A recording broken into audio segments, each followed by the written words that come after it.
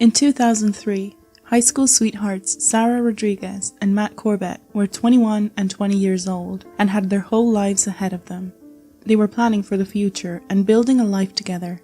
But Sarah's past was holding her back. Her ex-boyfriend Richard had been stalking her for months, unable to accept that she didn't want to be with him anymore. The restraining order she had against him wasn't enough.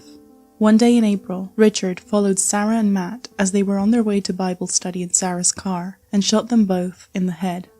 Sarah was killed instantly, but Matt miraculously survived.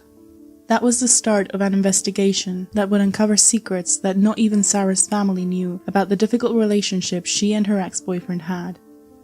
Today on the back of the archive, we're taking a look at the case of Sarah Rodriguez, a sad story of how sometimes, even when you ask for help, the stalker can still find a way to hurt you anyway.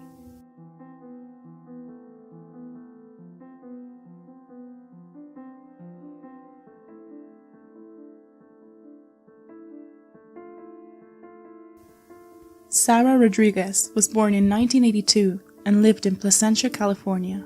Like its name indicates, Placentia was a pleasant and safe place to live. Its neighborhoods were very family-friendly, and the crime rate was especially low compared to other areas in the county.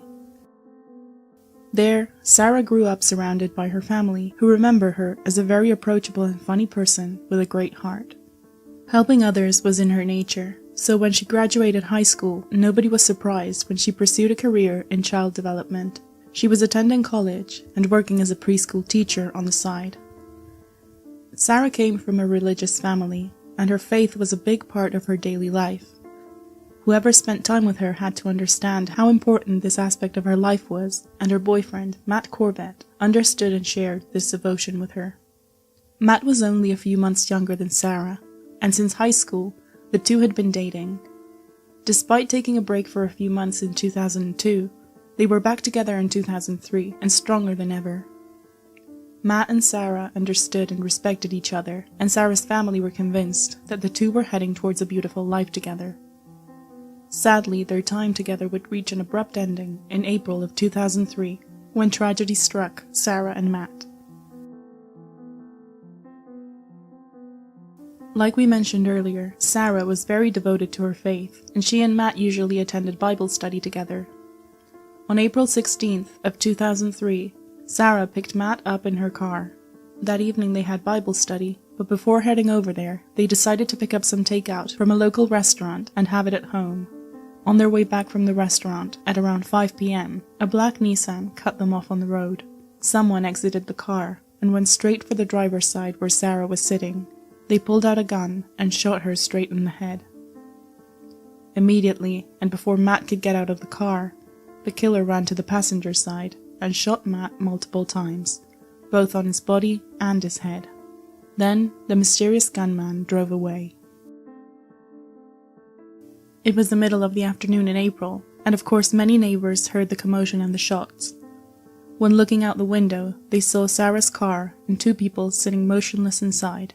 They immediately called 911, and emergency services made their way to Hill Street, which was now pronounced a crime scene. Although emergency services arrived very quickly after the neighbors called them, Sarah was already dead. She'd sustained one single shot to the head, but that had been enough to take her life. Matt, on the other hand, was still alive. Despite having received several shots, he was still breathing and was rushed to the hospital. He was in critical condition, and odds weren't playing in his favor, but he was still alive. The crime scene delivered little to no clues about what happened. There were no fingerprints recovered from the car, suggesting whoever shot the couple either wore gloves or barely touched the doors or the inside. No bullet casings were found either. Since the gunman had escaped so quickly, it was unlikely that he'd stopped to pick them up, so investigators thought the murder weapon could have been a revolver and left no casings behind. Neighbors were interviewed and confirmed that the car that cut Sarah and Matt off was a black Nissan. They weren't able to identify the killer, other than the fact that it was a man, but nobody recognized or was able to give a description. The more they looked into what little evidence they had, the more investigators believed this was a crime of passion.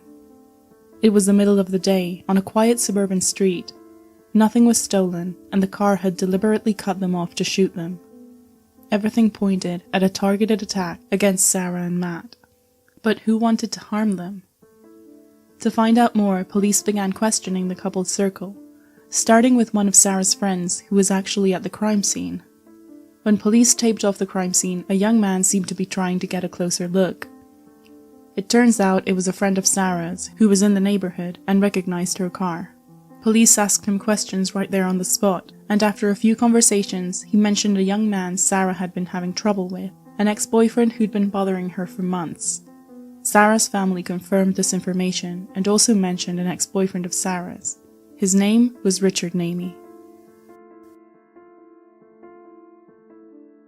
26-year-old Richard Namey was also a local to Placentia. It's not clear how they met, but it's suspected it was mutual friends who introduced them. Sarah and Richard didn't date for long, just around 8 months, but when she ended things with him, he didn't take it well. He became violent towards her, threatened her, and even physically assaulted her. Things only got worse when he found out that Sarah and Matt were back together. Richard would follow Sarah when she was going to class or coming home from work. He would say things to her from his car, and he constantly told her she was making a mistake. Sarah kept a personal journal which investigators were able to access. In this journal, she talked about Richard and all the terrible things that happened during their relationship. He threw things at her, threatened her if she pressed charges, and he told her she'd better not get a restraining order since he was in probation and could be sent back to jail. If that happened, he'd sworn to kill her. Sarah detailed all of these accounts in her personal journal, but she never shared them with her family. As with many other cases of domestic violence, the victim often hides behind a feeling of shame and fear. All she wished for was for him to leave her alone and let her live her life in peace. Despite Richard's threats, investigators found that on April 1st, just 2 weeks before she was shot to death, Sarah had filed a restraining order to keep Richard away from her. She'd done exactly what he told her not to do, and considering the outcome, it started to look like Richard had gone through with his threats. As soon as investigators learned this information, they tried to contact him, but he was nowhere to be found. Nobody was answering the door at his apartment, and police began looking for him at the places he was usually found. He was definitely a person of interest. However, there was still a big problem. There was no way of connecting him to the crime scene, since the car registered in his name at the DMV was a blue Chevrolet El Camino, and not a black Nissan like the one at the crime scene. While investigators try and locate Richard to question him, Matt Corbett regained consciousness at the hospital. The shots he received had left him paralyzed from the waist down, and he'd lost sight out of one of his eyes. At this point, he still didn't know his girlfriend had passed, and wouldn't find out for a few weeks so as not to affect his recovery. Regardless, he was miraculously alive, and after an extensive surgery and many critical hours, he was awake and eager to speak about what happened. Police already saw Richard Namey as a person of interest, but once they were able to speak to the victim, he confirmed what they suspected. Matt identified Richard as the man who'd tried to kill him. Sarah's restraining order against Richard Namey wasn't his first one. Another ex-girlfriend was also threatened to death by Richard, who pointed a gun at her after finding out she'd filed a restraining order against him. Although he didn't kill her, she got so scared away after that incident that she moved as far away as she could to escape Richard's wrath. The more investigators dug into Richard's past, the more they began to know him. As well as a history of violence towards partners, Richard was also very problematic in his family. He was a drug user, he stole frequently, he had violent behavior, he had a child he wasn't involved with. Speaking to his family only confirmed suspicions that Richard was possibly behind the homicide. And then, Richard's sister gave investigators the piece of evidence they needed to put him at the scene. Richard drove a blue Chevrolet, but on the day of the murder, he told his sister his car wasn't working and he needed to borrow hers. The car in question was a black Nissan, and it matched the description given by the witnesses at the scene. Police officially named Richard a suspect and released a warrant for his arrest, as well as getting a warrant to search his apartment. Inside, there was no Richard, but there were 3 notes addressing his family. Notes in which he apologized for what was going to happen to him and how the world would be a better place without him. It seemed that Richard Namey was going to take his own life. Police established surveillance around the county, trying to find him before he took his life or fled the state. But the search was unsuccessful, and investigators grew more and more anxious. They were very close to solving the case, but they seemed to be very far away from finding their suspect. While police were looking everywhere for Richard, a few miles away, in Santa Ana, officers were being called to a car hijacking in which the suspect was armed.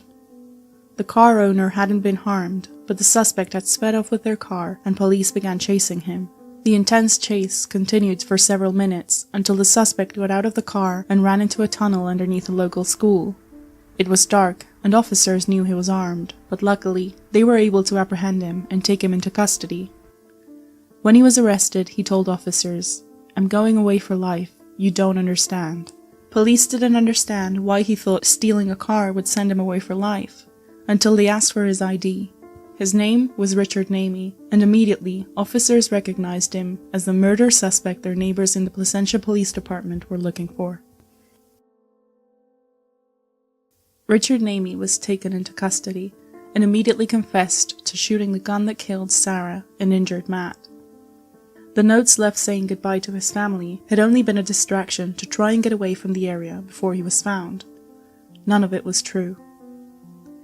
However, as soon as he confessed, he began blaming everything on Sarah. Painting himself as the victim, he told investigators it was her fault for treating him badly and breaking up their relationship. Even though they weren't together, he considered she was cheating on him for getting back with Matt, and he had to do something about it. The detectives who questioned Richard remember his lack of accountability for anything he'd done. He teared up talking about how much he'd gone through and how horrible Sarah had been to him, but he showed no remorse for shooting the couple. Sarah was the one who made him do what he did, and it was her fault that Matt would now be in a wheelchair for the rest of his life. A year later, in 2004, Richard Namey's trial began, in which he was charged with the murder of Sarah Rodriguez and the attempted murder of Matt Corbett. Those who attended the trial said it was an incredibly emotional moment. Many of Sarah's family members and friends wore t-shirts with the couple's picture on them. And when Matt testified, the silence in the courtroom was heartbreaking. "I lost the only girl I could ever really talk to," he said in a cracked voice. "I just miss Sarah. I'd give anything to have her here." Sarah's mother also testified, and even addressed Richard, calling him an evil coward. Richard Namey's trial lasted 1 week, and the jury found him guilty in both charges. His total sentence was 101 years to life behind bars, a sentence he's still serving today and will probably continue to do so for the rest of his days. But Sarah's family will never get their loved one back, and Matt will be faced with the scars of that terrible day for the rest of his life. Sarah and Matt are victims of a system that not only cannot help those who are too scared to ask for help, but also sometimes struggles to protect those who take a step and speak up. If you or anyone you know are at risk of suffering domestic violence, please speak up and seek help with loved ones and local hotlines and authorities.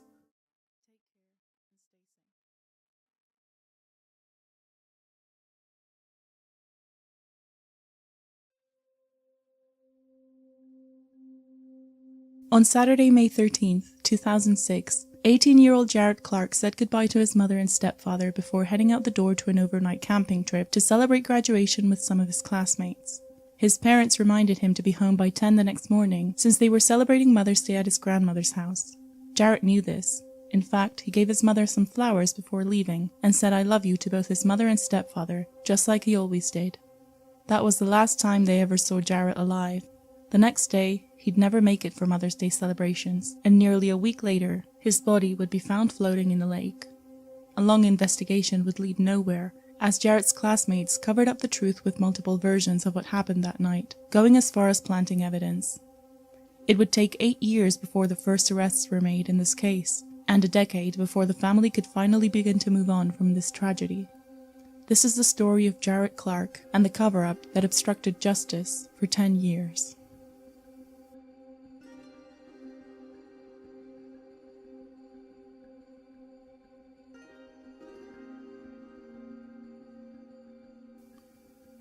Our story begins in Broken Arrow, Oklahoma, one of Tulsa County's largest cities. What started as a small agriculture-based town quickly rose to an active city by the 90s and the 2000s as families established in the area. Schools and high schools were opened to accommodate the growing families, and it was in one of those high schools where in 2006, an 18-year-old was about to start his life. Jarret Austin Clark was born on April 5th of 1988. His parents, Tammy and Kevin, were divorced, but Jarret got along with Eric, his mother's new husband, and the three lived together in Broken Arrow. Jarret was an only child, and his mother remembers how from the moment he was born, he brought joy to those around him. Jarret was happy, charismatic, and had a great sense of humor. His optimistic personality made him a great motivator, and he could always sense when someone needed him. Jarret was also the kind of person to stick up for those who needed help. He hated bullying and often defended classmates who were being picked on. At school, Jarret was very involved in sports. He played football and he did weightlifting. He was very athletic and worked out constantly. In 2006, he turned 18, and on May 11th, just a month after his birthday, he graduated high school. His next step was to join the army, where he was excited to start a new chapter in his life. But before leaving, he wanted to make the most of his first summer out of school as an adult. Sadly, he wouldn't get to enjoy his newfound freedom for very long.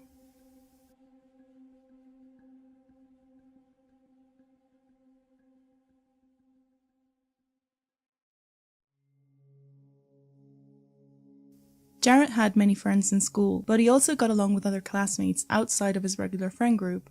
So when some of these kids invited him to go on a camping trip overnight the weekend of May 13th to celebrate graduation, he accepted. His closer friends weren't aware he was that close to this group, but Jarret was very charismatic and knew a lot of people, so they didn't think too much of it. That weekend was Mother's Day weekend, so when Jarret told his parents he'd be camping on Saturday, all they asked him was to be back before 10 o'clock the next morning, so they could celebrate Mother's Day Sunday as a family. They had plans to go to Jarret's grandmother's house for a family lunch, and he had to be there. Being as close to his family as he was, Jarret told his parents not to worry. He wouldn't miss Mother's Day for anything. In fact, he felt bad for not being there when his mother woke up the next day, so he decided to give her an early Mother's Day present before he left.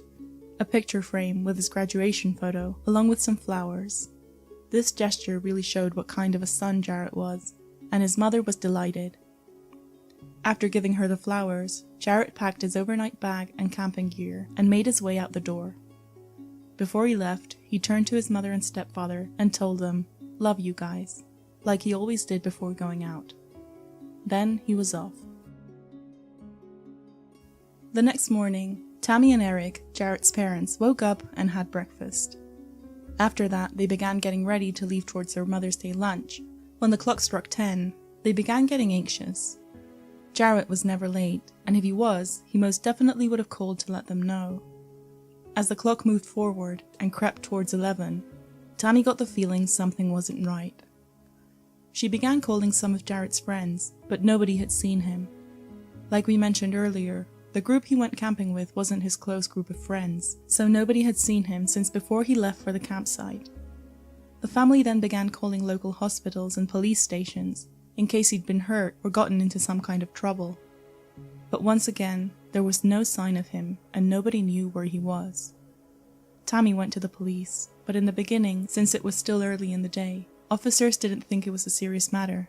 They said he probably got drunk and was sleeping it off somewhere, or his phone ran out of battery, or perhaps he'd just lost track of time. They were sure he'd turn up eventually, but Tammy knew this was much more serious.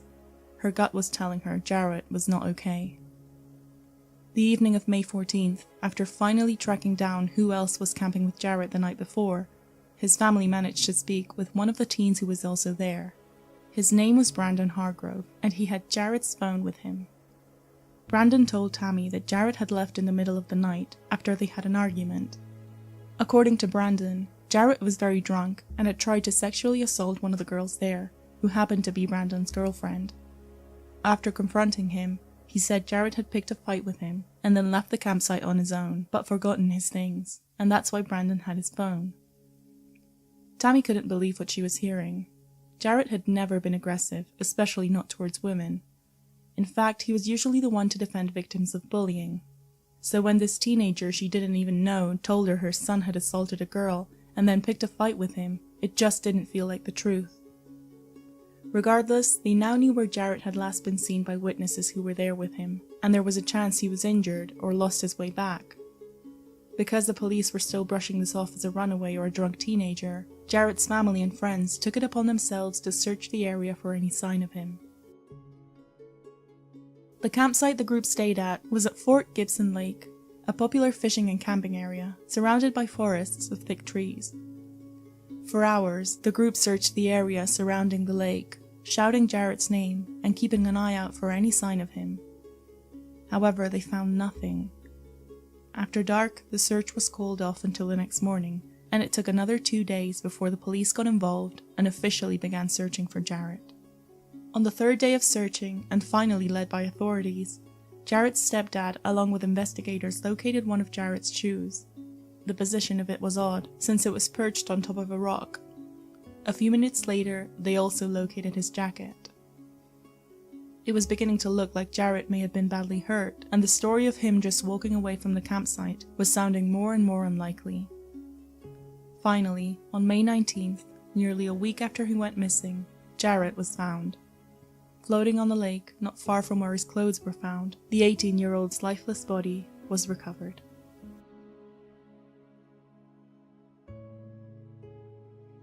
The first thing to determine what type of investigation this would be was to perform an autopsy. The Oklahoma medical examiner found severe bruising all over Jarret's body. It was difficult, however, to determine whether the bruises had been inflicted on him by someone or if they were the result of a body falling into the water. Regardless, these bruises were not the cause of death. The autopsy showed his lungs were filled with water, meaning he was still alive when he entered the lake and drowned afterwards. A toxicology report was also run, and analysis showed a minimal amount of alcohol in his system, which is believed to even be a natural reaction of the body's fluids after dying. According to the autopsy, he was in no way drunk like Brandon Hargrove had told his parents. There were also no signs of any other drug or substance that could alter his behavior.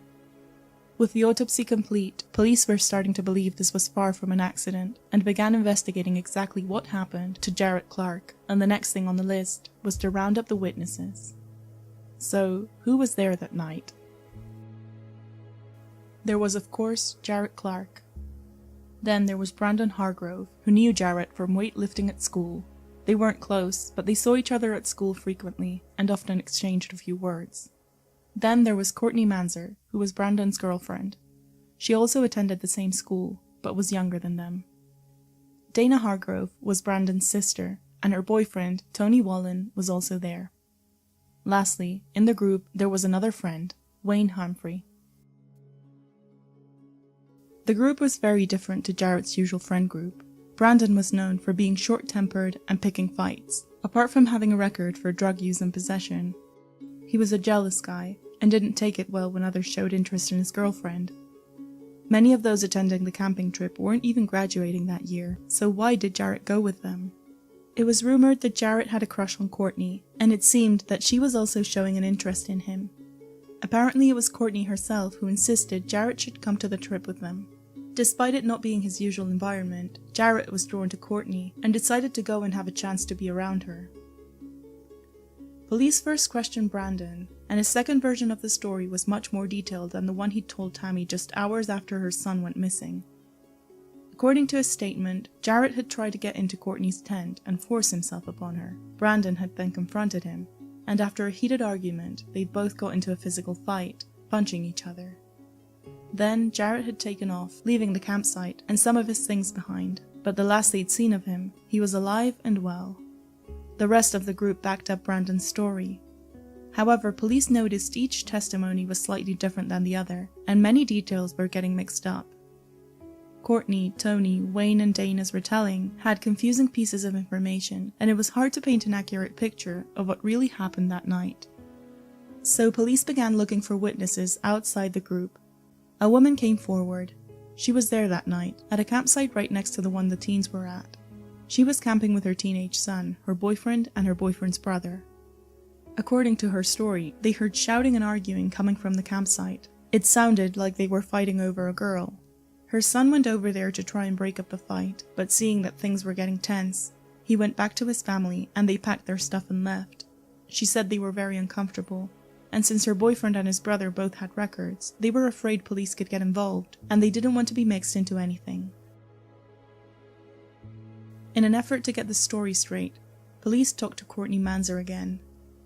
Despite originally backing up Brandon's story about Jarret walking away, during this second interview, she gave a more detailed account. Jarret hadn't tried to assault her. The two of them had been flirting that night, and Brandon, being the jealous type he was, got angry. Tony, one of the other teens present, got involved and accused Jarret of stealing his marijuana. By this point, Wayne, Tony, and Brandon were fighting, and at one point restrained Jarret and hit him repeatedly. However, Kristy's story ended just like Brandon's did. Jarret was badly beaten, but he was alive and left the campsite on his own 2 feet. The teens' stories, despite being chaotic, couldn't be proved wrong, since there was essentially no physical evidence in the case. Since all the witnesses present insisted he left the campsite alive, there was no way to know how Jarret ended up drowning a few hours later, and as it often happens in these cases, the trail gradually went cold, and Jarret's story was left unsolved.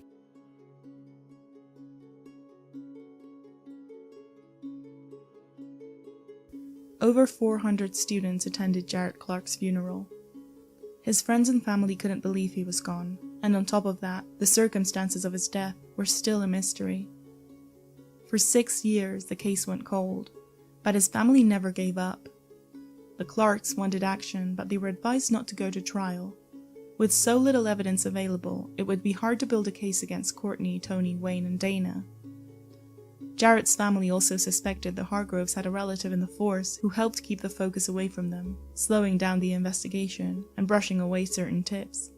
The physical evidence was basically non-existent at this point, aside from the body and Jarret's clothes, so police were relying on witness testimonies, which had changed so many times it was hard to keep track of what checked out and what could be a lie, especially with the main witness, Brandon, gone. In 2008, Brandon Hargrove had been killed in a car accident just after being released from jail, where he served a sentence for drug possession, among other charges. He was drunk driving, he lost control of his truck, and fell into the water. Brandon drowned to death in July of 2008, just 2 years after Jarret also drowned. So Jarret Clark's case remained open, but it was not moving in any direction. Finally, in 2012, a new sheriff reopened the investigation to work on finally answering the questions from that night in 2006. The only physical evidence in the case was the clothing recovered from the woods and Jarret's body. Upon closer investigation, one of his socks gave out the clue that gave investigators the approach of this being a potential homicide. One of his socks had signs of being dragged along the ground. If this were true, it meant Jarret wasn't walking on his own 2 feet that night, and someone had allegedly dragged him at some point. The sheriff set up a tip line, begging the public to come forward with any information that could help the case. Many of the teenagers involved in the story were now adults, and investigators hoped this could bring some sense or courage to anyone who was too scared to talk before. And from the moment it was set up, several useful tips were sent the sheriff's way. The first one was from another camper who was there that night. She had set up her tent right next to the lake, in a small clearing surrounded by trees. This woman said she was abruptly woken up in the middle of the night by headlights shining into her tent. She looked outside and saw a white pickup truck backed up almost all the way into the water. She thought it could be another group of campers who had driven too far into the mud and were trying to get out. She didn't notice anything out of the ordinary, so she went back to sleep. When she heard a teenager was missing from the same lake she was camping at, she thought there could be something connected to what she saw, but she never came forward. Brandon Hargrove drove a white pickup truck. Jarret's ex-girlfriend also told police that that night she received several text messages from Jarret's number. However, they didn't seem to be written by him. Words were used out of context, and the overall style was not the way he usually texted. It made her think that they had been written by someone else, someone who could have his phone. But the tip that gave investigators reason to re-interview the witnesses was given by one of Kristy's relatives. In 2006, Courtney was living with some relatives instead of her parents, and the morning of May 14th, this witness recalls Courtney got home and was completely distraught. After asking her several times, she allegedly confessed to throwing Jarret's body in the lake after Brandon, Tony, and Wayne had beaten him up. She even told them they had his clothes and how they planted them to throw off the police in their efforts to find Jarret.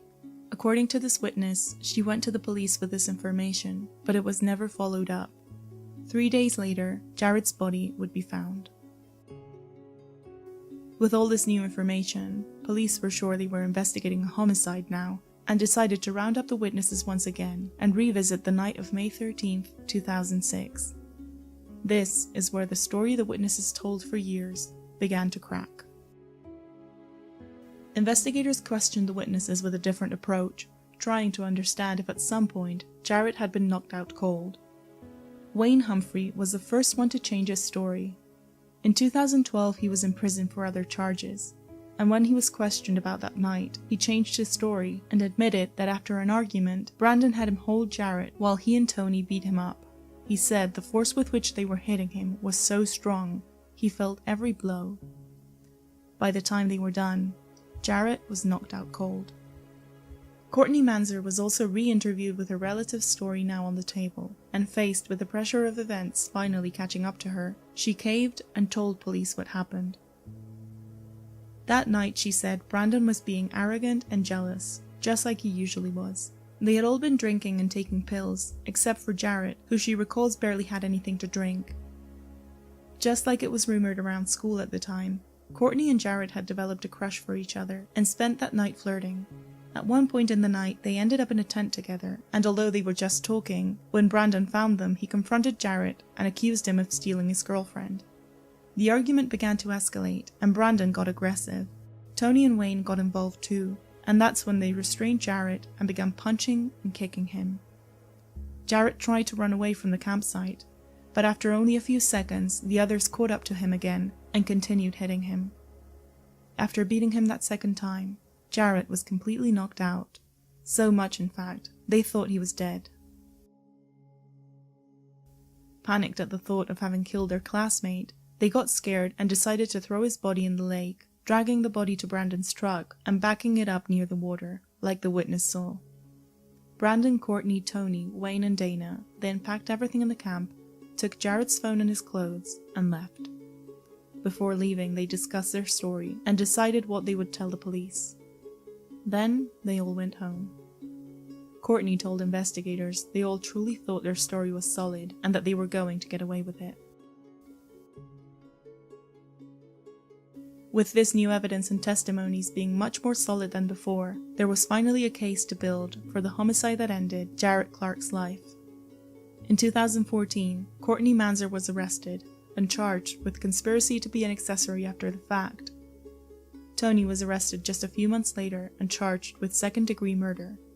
Finally, Dana was arrested and also charged with covering up. Wayne Humphrey was already in prison, and Brandon Hargrove was the only one who never faced any charges, since he passed away in 2008. All four of them pleaded guilty in exchange for plea deals.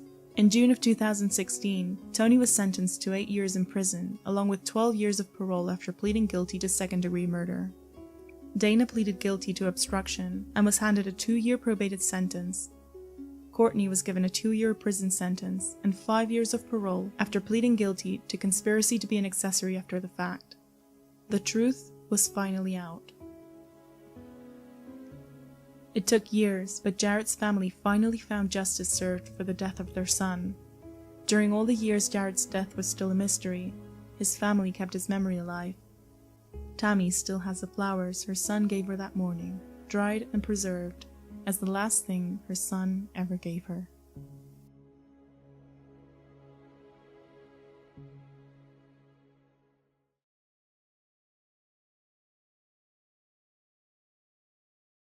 My ex-husband's house, somebody has shot him or something's happened. He's passed away. And you say someone shot him?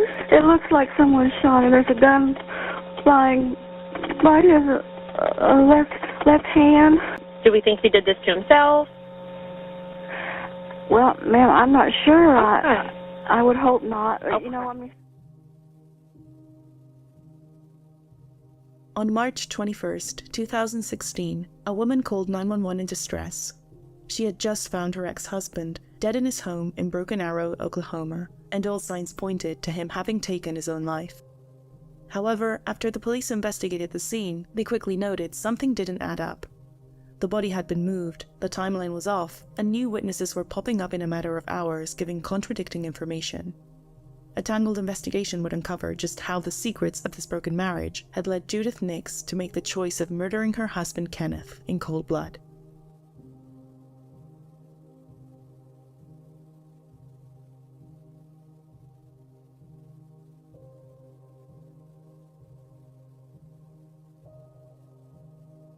Kenneth Nix was born on September 19, 1946, and grew up in Louisiana along with his parents and his 5 siblings. As the oldest brother, he quickly learned what it was to work hard to help his family out, and he found his passion in mechanics. Ken loved motorcycles, and from a young age, he learned how to restore them. This passion turned into a career when he became a professional mechanic after graduating high school. Eventually, after learning the business, he opened his very own gas station, becoming one of the youngest service station owners in the area. Ken had an eye for business, and his hard work paid off. He quickly became successful, and the business he started from scratch was taking off. While his business was thriving, at the age of 20, he met the woman who would become his first wife, Moneta Moriarty. Moneta and Ken fell in love and got married in 1966. The young couple decided to move to Tulsa to be closer to Moneta's parents, and it wasn't long before they started a family of their own. They had 2 boys and a girl, all of them very close in age.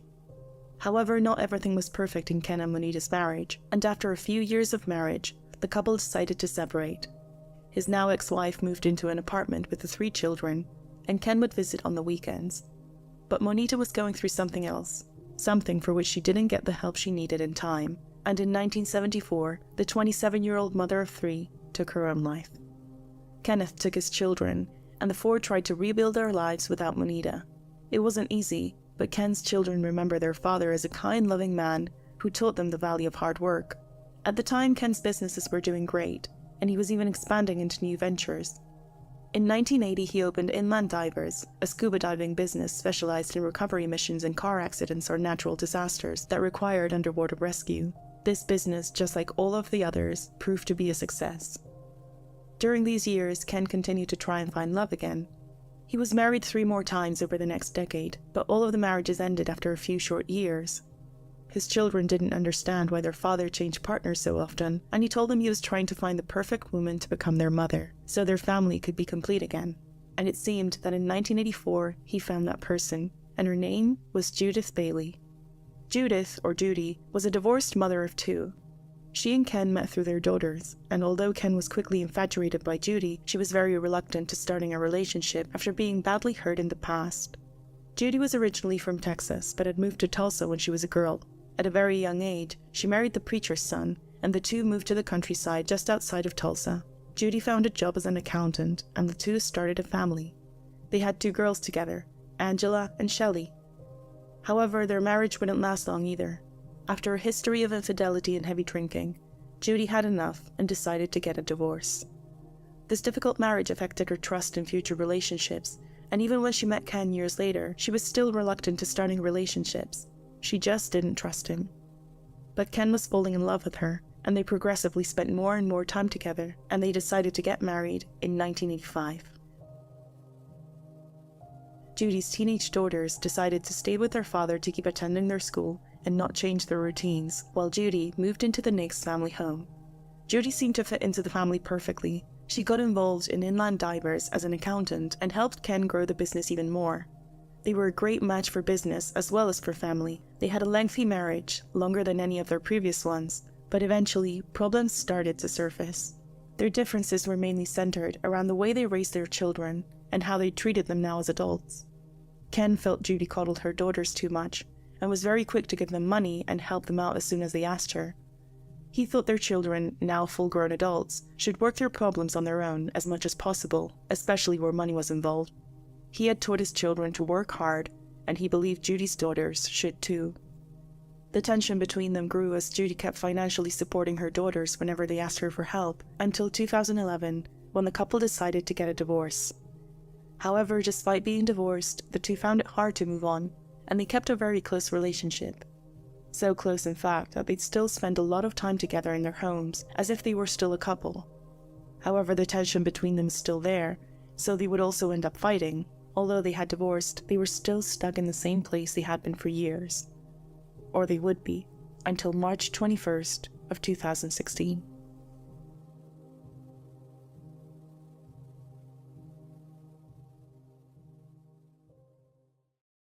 My ex-husband's house, somebody has shot him or something's happened. He's passed away. Okay, what's his address? Uh, Okay, how old is he? 69. Are we certain he's gone? Yes, ma'am. Okay. I dropped by to bring him some chicken for supper, and I'm his ex-wife, really. Okay. And we still hang out occasionally. And sure. And how old is he? What? Can you step outside? How old is he? He's 69. Okay, and you say someone shot him? It looks like someone shot him. There's a gun lying by his left hand. Okay. And it's the best I can tell. I didn't want to touch anything. Sure. You've stepped outside, correct? No, I'm right in the front doorway. Okay. Could you step outside for me, please? Sure. Okay. We're certain he's gone. There's no. Yes, ma'am. Okay. Yes, ma'am. I know by looking that. Okay. He's gone. Okay. Do I need to hang on the line? Yeah, I'm going to have you answer some questions for me. Give me just a second, okay? Has he what? Been suicidal at all? Yes, he's very despondent. He's got so many health issues that neuropathy is getting so painful that he just can't deal with it anymore. Okay. He's had prostate cancer surgery. He's had a heart attack. Okay. And he just can hardly walk anymore. And he was Do we think looking he at did this probably getting into a wheelchair before too long, and he's just so active. Okay. Do we think he did this to himself? Well, ma'am, I'm not sure. Okay. I would hope not. Okay. You know, I mean. Sure. I don't know. The door wasn't kicked in or anything when you got there, though? It didn't look like someone had broken in? No, but the back garage door was open, and he never leaves that unlocked. Okay. Never. Hardly. He takes an Ambien, and then he gets kind of loopy sometimes before he goes to bed. But that door was completely open, and the back door going out into the sunroom was unlocked. What's his name? Kenneth Nix, N-I-X. What's his middle name? Larry. And what's your last name? Nix, Judith Nix. Okay, and you had a key to let yourself in? Well, I've got a garage door opener. Oh, okay. And I just come and go. You know, we just spend a little time. Yeah, absolutely. We don't get along full time, that's for sure. We were married about 26 years. I completely understand. And where is he at in the house? He's in the master bedroom. Could you tell where the wound was on his body?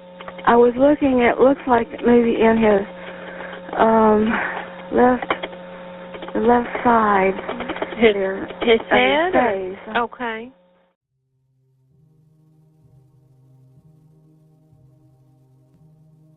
Judith Nix called 911 on the evening of March 21st, 2016. She had just brought dinner for her ex-husband Kenneth and found him dead in the master bedroom. From the start, she mentioned all of Ken's health issues to the dispatcher, starting to suggest this had been Ken's decision. Police were quick to arrive, and when they did, they encountered a distraught Judy waiting for them. She was in a tremendous state of stress and kept telling officers how she knew this day was coming. Ken was in pain and unhappy. He suffered from neuropathy, a condition that affects the nervous system and causes large pain and discomfort throughout the body. According to Judy, he had mentioned the possibility of ending his life before. Judy's story upon the officer's arrival was that she had been with Ken the previous day and left after they had a disagreement. She said he was in a bad mood. But she hadn't heard from him all day, and after not picking up her calls, she decided to bring over some dinner and let herself into the house at around 9 p.m. That's when she found Ken on his bed with a gun under his hand. But before investigators could continue talking to her, The stress of the crime scene seemed to take a toll on Judy, as she began feeling unwell, so the 69-year-old woman was rushed to the hospital. While Judy was taken to the hospital, the police began investigating the scene, and very quickly they saw details that didn't add up with what Judy had told them. The state of the dry blood around Ken's injuries suggested he had been dead for a while, probably since around 7 in the morning. This didn't necessarily mean anything, since Judy had mentioned she hadn't spoken to him all day and could have just found him at 9 p.m. However, it was Ken's injuries that caught their attention. They didn't seem self-inflicted. The medical examiner found not 1, but 2 bullet holes within an inch of each other. One was closer to the eye socket, and the other one was on the temple. It was near impossible for a man to shoot himself twice in the head. The bloodstains on his shirt also didn't match the position the body was found in. Investigators were certain the body had been moved after being shot. Immediately they knew this was not a suicide. It was a homicide. The house was in order, nothing was out of place, and there had been no forced entry. Investigators found a security camera in the kitchen, which partly pointed towards the bedroom. It was retrieved and sent to the lab for analysis. While the crime scene investigation was going on, Judy's youngest daughter, Shelley, arrived. Her mother had called her to come and pick up Ken's dog. While she was there, police briefly talked to her, and she mentioned something about stopping by the house that morning while her mom was there. Judy had mentioned she hadn't been there since the previous day, so police immediately raised a red flag, and Shelley Davis was asked to give a statement at the police station. During her questioning, Shelley talked about the relationship between Judy and her stepfather, and how Ken was a violent man. He pushed her mother around, threatened her, and had shown abusive behavior for years. Both Shelley and her sister were distant with Ken and didn't have a good relationship with him. That day she said she had stopped by the house around 11 a.m. and her mom had opened the door. She was there to pick up some money she needed and never went inside. With the estimated time of death being around 7 a.m., this would mean Ken was already dead inside the house when Judy opened the door to her daughter. Investigators started to piece things together, and in all scenarios, Judy was looking like the main suspect. But since she was still being checked out in the hospital, investigators couldn't question her just yet. However, events were still unfolding, and the next day they received a call from an unexpected witness. Todd Moore, Judy's daughter Angela's ex-husband. Todd called the police claiming he had information about the case. He said around noon on the day of the murder, Angela and Shelley showed up at his house telling him Judy had shot Ken. Todd said the two sisters were extremely nervous and they were seeking his help to cover up their mother's crime. They were even discussing Judy fleeing the country. Immediately, Todd told them he wanted no part in this and encouraged them to talk to the police and report the events. Angela and Shelley left the house, and he didn't hear again until the police got involved. That's when he realized they hadn't reported it, and they were trying to cover it up as a suicide. Todd's testimony gave investigators the insight they needed to understand the dynamic of this family. Angela's ex-husband talked about how the three women were extremely close and constantly supported and covered up for each other. The two daughters often relied on their mother for financial support, and their mother was always there to give them what they needed. At this point, detectives were not sure who could have pulled the trigger or why, but one thing was clear: Ken didn't kill himself. Shelley was kept in custody, and Judy was finally well enough to talk to detectives. From her hospital bed, Judy answered to investigators' questions. She described how Ken's neuropathy had been affecting him and deteriorating his physical and mental health for years, making him angry and unpredictable. Investigators were clear with her, and they explained they knew this wasn't a suicide, so Judy had no other choice but to change her story. She told them it all started as a financial dispute. Ken was asking her for money, claiming he had been supporting her and her children for a long time and wanted her to pay him back. She also mentioned the alleged abuse she suffered from Ken for years, describing it as both physical and verbal. On the morning Ken was killed, she had gone to his house and they fought about money once again, but this time Ken had reached for his gun and demanded Judy paid him back $20,000. Standing at gunpoint, Judy got scared and fought with Ken to get the weapon from him, and in the middle of this fight, Judy had accidentally fired the gun twice. Despite knowing it was self-defense, she said she panicked and went to her daughters for help. That's when they constructed this story, to attempt to cover the truth. Although this seemed like a more plausible story, there were still many details found at the scene that didn't match this new version of events. The most important one being the fact that the 2 bullet holes in Ken's head were too precise to be accidental wounds. The bloodstains on his clothes also didn't match the position he was allegedly in when this happened. Not entirely convinced with this story, investigators charged Judy for murder, and she was taken into custody immediately after being discharged from the hospital. Next in line for questioning was Angela. Both daughters had been involved in at least covering up the crime, as Todd had told investigators. However, Angela wasn't at home, nor was she picking up the phone for anyone.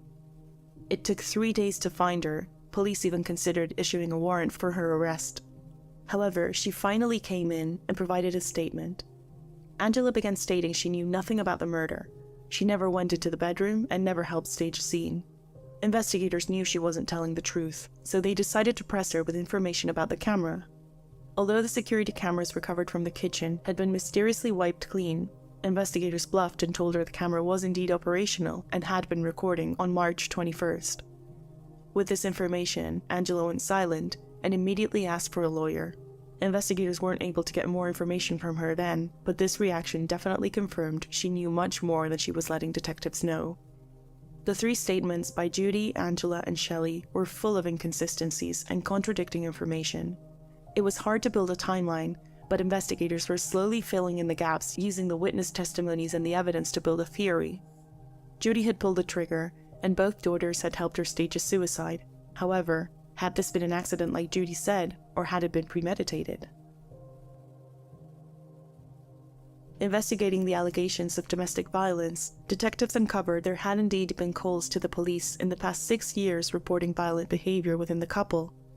But the cry for help had come from Ken, who had been calling stating his wife was trying to kill him. Next, investigators looked into the phone records between Angela, Shelley, and their mother, and they found the information they needed to fill in many of the gaps in the story. For weeks, the 3 had been texting about how much Judy hated Ken, and how he was refusing to give them the money they needed. Ken wanted Judy to stop coddling her daughters and giving them money, especially since a lot of that money came from Ken himself. On March 15th, Judy had texted Angela about a .22 caliber gun, the same caliber as the murder weapon. The motive was becoming clearer and clearer, but investigators reached out to Ken's sons to get more testimonies that could back up the evidence they were finding. Ken's son confirmed the couple were not in good terms, especially since Judy had been stealing money from her ex-husband for years, even before they got divorced. This was a constant problem, and Ken had confronted her several times about it, but that wasn't the only thing she was taking. Ken took several medications for his condition, and Judy had found a habit of stealing his pills. When he would confront her about it, she would gaslight him, making him believe he was so ill he was imagining things. That's why Ken installed a camera in the kitchen, and he had indeed caught Judy stealing the pills. Ken also didn't like Judy stopping by his house, and just the weekend before the murder, he had asked her to leave. He didn't want her there. Things were not good between them. However, killing him to steal his money didn't make sense. A look into Judy's finances revealed she was largely in debt, but it was Ken who provided the money she needed to pay them off, whether it was willingly or unwillingly. So then why kill him? That's when the key piece of evidence revealed the motive behind this crime. As part of their divorce settlement, Judy and Ken had agreed that the home they shared while they were married, where Ken still lived, would still be passed on to Judy in the event of his death. If Ken died, she would get the whole house and pay off her debt selling it. Judy knew what she was doing and why she had done it. There was no evidence that Judy's daughters planned the crime with their mother. They were just helping her cover up, so the prosecution decided to use Angela and Shelley's testimonies as witnesses. Therefore, they were not charged in the murder. In March of 2017, the trial began. The defense's strategy was to present Judy as an abused woman who was trying to defend herself, and this was initially appealing to the jury. Judy was a 70-year-old white woman who appeared defenseless. She was portrayed as a true victim in this case. The prosecution, however, wanted to prove that it was Judy who was dangerous. So much, in fact, she had planned to kill her ex-husband all along. In the early hours of March 21st, 2016, Judith Nix had let herself into the home of Kenneth Nix and approached him while he was sleeping. She shot him at a very close range. The first shot, although very severe, had not been lethal, so she had fired a second one, closer to the temple. This second shot killed Ken immediately. Angela and Shelley testified against their mother, establishing the timeline of events and telling the jury how their mother had called them in distress, asking for help to cover up the murder. In exchange for this testimony, all charges against them were dropped. The jury reached a verdict in less than 2 hours. Judith Nix was found guilty. The facts were too clear to ignore. Judy had killed Ken in his sleep in an attempt to take his money. She was sentenced to life, and although she's eligible for parole, it won't be until she's over 100 years old. Ken's children remember their father as a hard-working, loving man who shaped them into the people they are today. Sadly, their children will never get to meet their grandfather.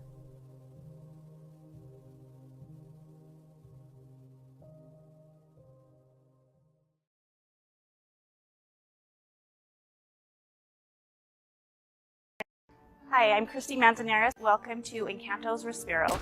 A 39-year-old woman from Utah on board the Emerald Princess cruise died last night as a result of a domestic dispute. As new details emerge about the apparent murder of Kristy Manzanares, authorities and witnesses are painting a grisly scene. Husband Kenneth, when asked what happened, replied, "She would not stop laughing at me."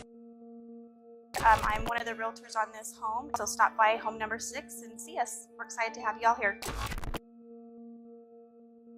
This is the last picture ever taken of 39-year-old Kristy Manzanares. Just 2 days after boarding a cruise with her family to celebrate her birthday and wedding anniversary, she was murdered. "She wouldn't stop laughing at me," said her killer. It was her husband Kenneth, whom she'd been married to for 18 years, who locked her in their cabin and beat her to death while their family were right outside the door. The same husband who very recently died in prison after receiving a 30-year sentence for killing his wife in 2017.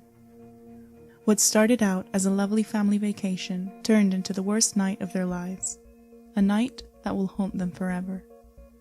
But why did Kenneth murder his wife in such a brutal way? How did a couple so seemingly happy on the outside end up with the most tragic outcome?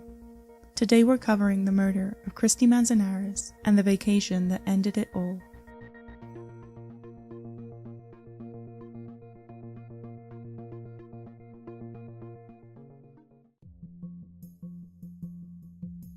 Kristy Lee Hunt was born in Salt Lake City, Utah on October 30th of 1977.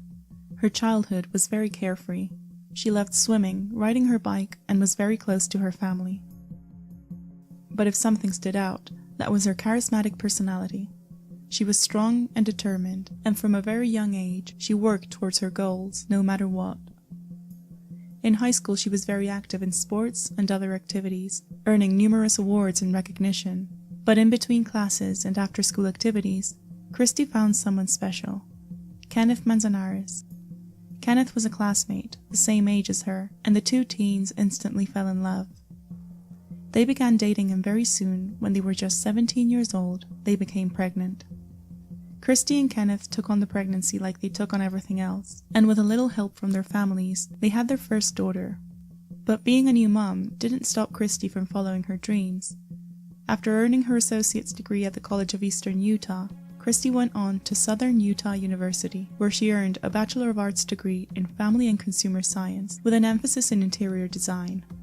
In 1999, Kenneth and Kristy became husband and wife and continued to raise their daughter while focusing on their careers. Kristy's degree earned her a job as a design consultant, and eventually she pursued a career in real estate, marketing high-end developments in her area. After years of hard work and 2 more daughters added to the family, Kristy Manzanares was a chairwoman on several boards of realtors across Utah. Kristy and Kenneth seemed to have it all. Successful careers, 3 beautiful daughters, youth and health. On social media they shared photos of their family trips and adventures, painting a perfect family portrait that anyone would love to achieve. However, later events would prove that not everything we see on social media is real, and at home things can be very different for seemingly happy couples. Kristy and Kenneth's 40th birthdays were coming up that year, and their anniversary was right around the corner too. With so many celebrations coming up, the couple decided to invite their family on a cruise. And so on July 23, 2017, Kenneth, Kristy, their 3 daughters, and part of Kristy's family boarded the Emerald Princess in Seattle to go on a 7-day cruise through Alaska. The vacation was going to take them through breathtaking glaciers, whale watching, and a nature-filled week for all the family to enjoy. However, the cruise carrying over 3,000 passengers and 1,000 crew members would never make it past its second stop. On the evening of July 25th, the family was having dinner on the ship. Kristy and Kenneth were arguing over dinner, with the family present. Kristy said Kenneth was drinking too much, and her husband was not happy with that. After some back and forth bickering, Kristy said, "I'm done," and she got up. The couple excused themselves from the table and began making their way back to cabin D726. Behind them were two of their daughters, and all the way to the cabin, Kristy and Kenneth continued arguing. While in the cabin, the fight began to escalate, so Kenneth sent his daughters away to the adjoining cabin the girls were sharing. After closing the door behind them, the girls heard the lock, and moments later, the argument began to escalate even more. The girls tried opening the door, but their father very sternly told them to stay away. At this point, and after arguing for so long, Kristy told her husband of 18 years that their marriage was over. She wanted a divorce, and as she said this, she began laughing. She told him he had to leave the cruise on their next scheduled stop, which was in Juneau, Alaska, the next day, and he was to fly home to Utah while the family enjoyed the rest of the cruise. Humiliated by Kristy's laugh and demands, Kenneth completely lost control. The couple's daughters began hearing their mother crying and screaming for help. Panicked, they began hitting the door trying to get it open, but once again, their father screamed for them to stay away. One of the girls ran to the balcony and leaned over to see what was happening inside, and when she did, she saw her father was punching her mother repeatedly while they were on the bed. So the girls ran for help. At 9:03 p.m., the security office of the Emerald Princess was notified and ran to cabin D726. By this point, Kristy's father and brothers were also at the scene, and what they'd found was terrifying. Kenneth and Kristy were covered in blood. There was also blood on the bed and all over the cabin. The family made it just in time as Kenneth was dragging Kristy's body to the balcony with the intent to throw her overboard. When they managed to grab Kristy's ankle and drag her body back inside, Kenneth began screaming that he would be the one to jump overboard. But before he did, security entered the room and handcuffed him. The family members would later testify that when they found Kenneth next to Kristy's motionless body, he told them, "She wouldn't stop laughing at me." Medical services aboard the ship entered the room immediately, but by the time they did, it was already too late. Kristy Manzanares was pronounced dead at 9:20, just minutes after the incident had started, and all the blood that was spread across the room seemed to come from Kristy's multiple blows to the face and head. At 10:13 p.m., the FBI got involved in the investigation of what was believed to be a homicide following a domestic dispute in U.S. waters. The Emerald Princess docked in Juneau, Alaska the following morning, but passengers were not allowed to leave until the investigation was over. The FBI interviewed dozens of passengers, many of which remembered hearing screams for help coming from that floor. However, many of them also thought it was part of a murder mystery show that was on as part of the cruise's entertainment. It was when they heard security being called to the cabin when they realized something was actually happening. Many passengers on the same floor witnessed how cabin D726 quickly became a crime scene, and some reported seeing the couple's daughters completely break down. One of them was asking for her mother repeatedly, not understanding why they wouldn't let her in to see her. Another witness allegedly heard one of the daughters say, "I knew my dad would do this." For over 12 hours, the ship was in lockdown and nobody was allowed to leave. Despite it being a homicide investigation, many passengers complained about having to stay in their rooms, losing some of their planned and paid-for activities. Others were more understanding. Someone had just lost their life aboard, and an investigation was in order. Kenneth Manzanares remained handcuffed while investigators went through the scene. When he was searched for evidence, taking his clothes and looking at his own injuries, he told investigators, "My life is over." An autopsy of Kristy confirmed her cause of death was blunt force trauma to the head after several hits, all of which had come from Kenneth's own fists. The force with which he struck her was enough to end her life, escalating the homicide to a murder. The nature of Kristy's injuries and the witness testimonies about their fight meant Kenneth was facing a second-degree murder charge, to which he pleaded guilty. However, during the trial that would decide his sentence, his attorney stated that Kenneth's actions were the fault of a neurocognitive disorder, a mood disorder, and other brain injuries. He said that Kenneth had a history of head injuries caused while playing contact sports when he was younger. This had resulted in a number of undiagnosed disorders for which he wasn't being treated. Other disorders which were diagnosed required medication, which his attorney said Kenneth had mixed with large amounts of alcohol and had ultimately caused his outburst, which the defense called the perfect storm: a brain injury, an undiagnosed bipolar disorder, and a combination of medication and alcohol. In fact, they insisted that after the incidents of July 25th, Kenneth was left in such a mental state that he barely remembered the brutal beating of his wife. However, they said he was extremely remorseful and was aware of the consequences of what he'd done. Throughout his incarceration, Kenny has struggled to understand this tragedy. Although he has come to understand more about himself, his impairments and deficits, he knows it is no excuse, and this explanation will likely give no comfort to those who loved his wife. The prosecution saw no excuse for the events of that night, which resulted in Kristy's death, and neither did the judge. On June 4th of 2021, Kenneth Manzanares was found guilty of second-degree murder and sentenced to 30 years in prison.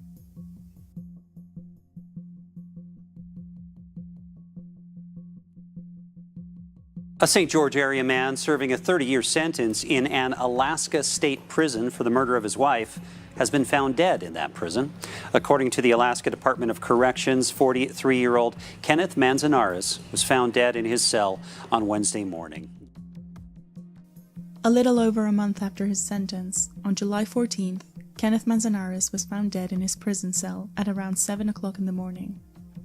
Kenneth was awaiting transfer to a federal prison after being sentenced to 30 years for the murder of his wife. Not much information has been released about his death. The Alaska Department of Corrections has not confirmed the cause of death due to confidentiality, but they stated that foul play was not suspected and that it was not COVID-related. Kristy Manzanares had her whole life ahead of her, but her husband took that from her. Now, her daughters have lost both their parents and are forced to grow up with that trauma following them.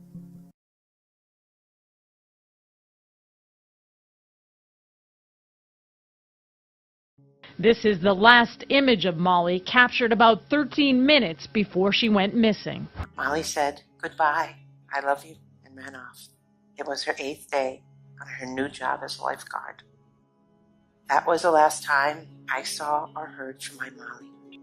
In addition to this composite sketch of the man in the white car, other persons of interest have been reported. It's been a collective trauma for all of us, and it's time for us to come to a place where we can have some resolution. The case remains unsolved. On June 27th of the year 2000, 16-year-old Molly Bish was dropped off by her mother Maggie at the parking lot of Cummins Pond in Warren, Massachusetts. It was 10 a.m. and her shift as a lifeguard was about to start. At 10:20, the first families arrived at the pond, only to find Molly's things, including her flip-flops, neatly set around her chair, but no sign of the lifeguard. Despite the extensive search, the largest one Massachusetts has ever undertaken, and the hours of work, nothing came up. Molly had simply vanished. 3 years later, a hunter would find a blue swimsuit in the woods nearby, and not far from it, the skeletal remains of the missing teen were recovered. A 20-year investigation would lead only to dead ends and only persons of interest. Meanwhile, the Bish family asked themselves the same question over and over again. Who ended Molly's life, and will this case ever be solved?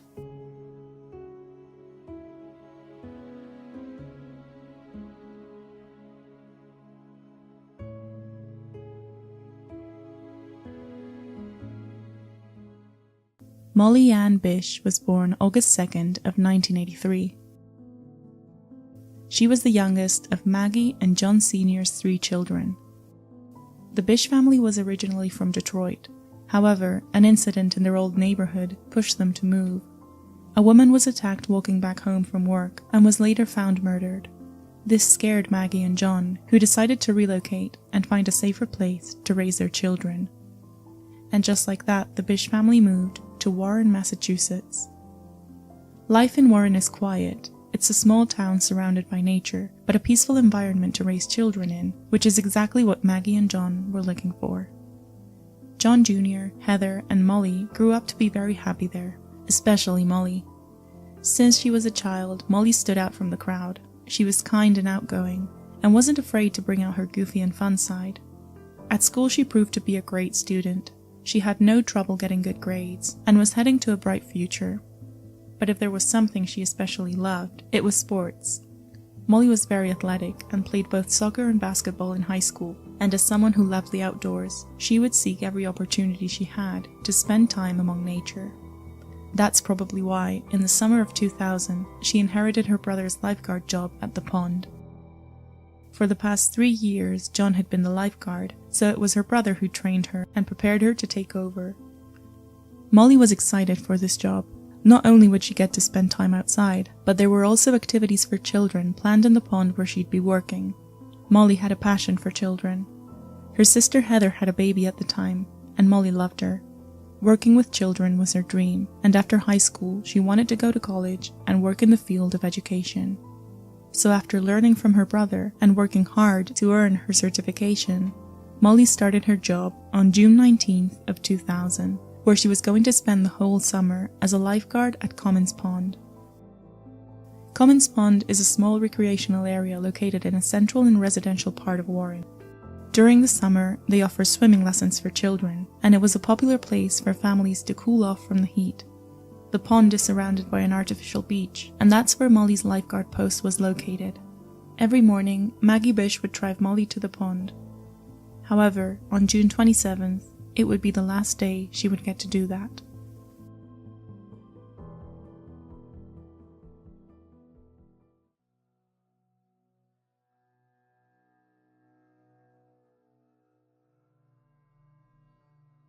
On June 27th, swimming lessons were due to begin at Commons Pond, and Molly was running late.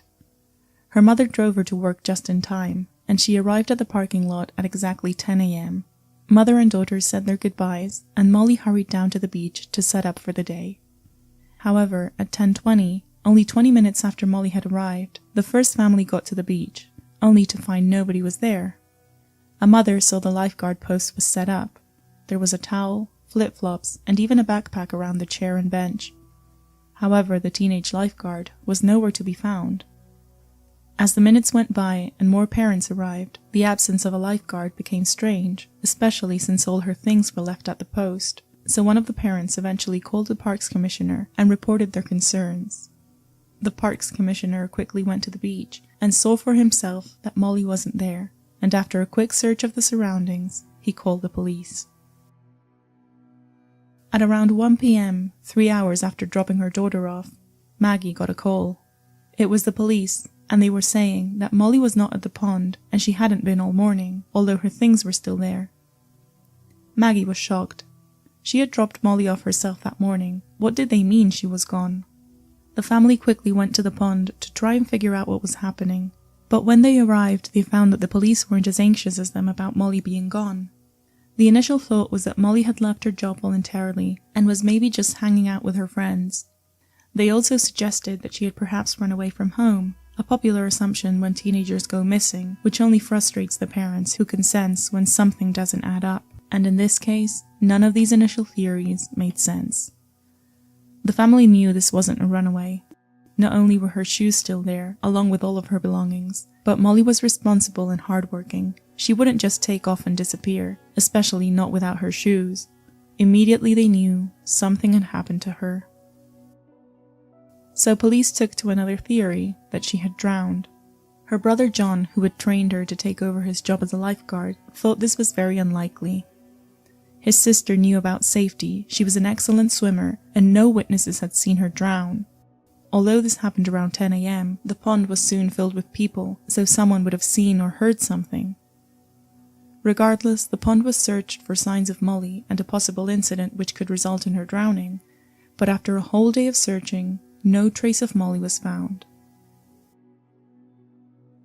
It wasn't until the next day when police started treating this as a missing children's case, and the investigation took the course it should have had from the start. Molly hadn't drowned. She had disappeared. On June 28th, at 6 a.m., one of the largest search operations ever conducted in Massachusetts began in hopes to find Molly. There were helicopters using infrared cameras, mounted units, search dogs, and volunteers. Hundreds of people from the local and state police, as well as neighbors, looked for Molly tirelessly. However, she was nowhere to be found. Nothing at the scene suggested there had been any kind of foul play. Her towel was sitting on the back of her chair, her flip-flops were right in front of it, her water bottle was sitting beside her post, her backpack, containing 2 whistles, a first aid kit, and a 2-way police radio, was undisturbed on the nearby bench she always left it on. Back in 2000, when the use of cell phones was still limited, Molly's contact with emergencies, in case there was one at the pond, was using a 2-way radio she collected every morning on her way to work, and once she arrived and set up at the pond, she would report to the police at the start of her shift.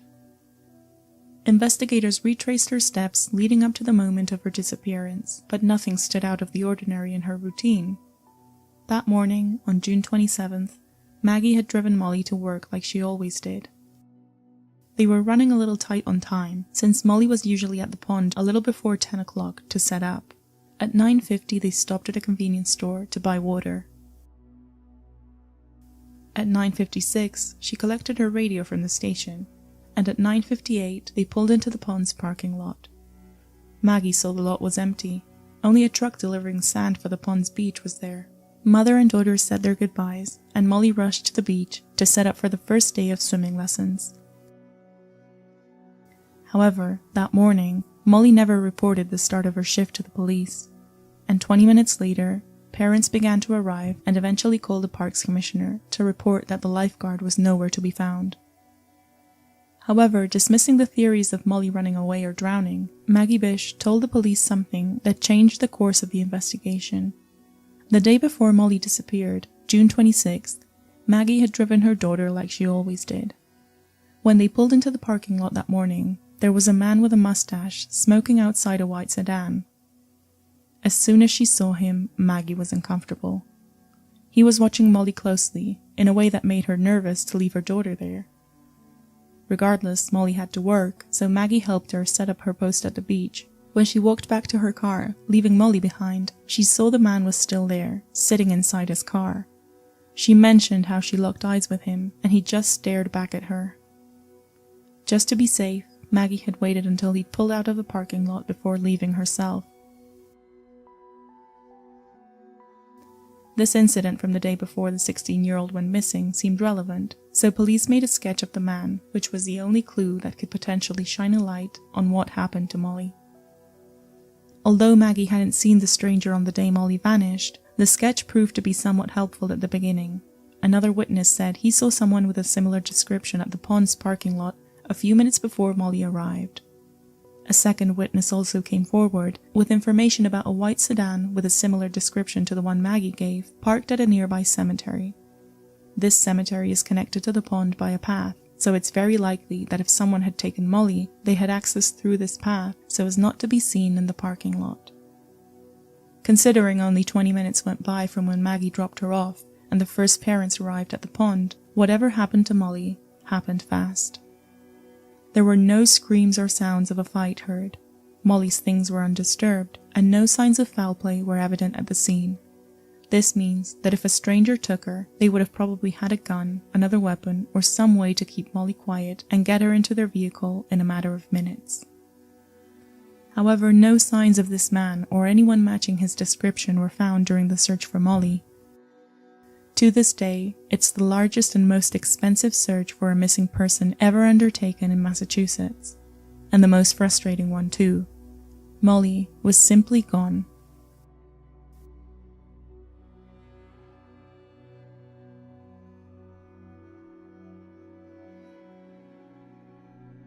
In the spring of 2003, a hunter was making his way through the woods in Whiskey Hill, just a few miles away from the pond where Molly vanished from. when he came across what looked like part of a blue women's bathing suit. Molly Bish had been wearing a similar bathing suit the day she disappeared, so the discovery was reported to the police. The bathing suit was immediately sent to the lab for DNA testing, but Molly's parents already knew it was hers. Her mother had bought it for her the summer she disappeared. When DNA confirmed the suit was indeed Molly's, the search began, only this time they knew they were likely to find scattered remains. And they did. A skull, 26 bones, a lock of hair, and a tongue ring, all belonging to Molly, confirmed that the teenager had been killed.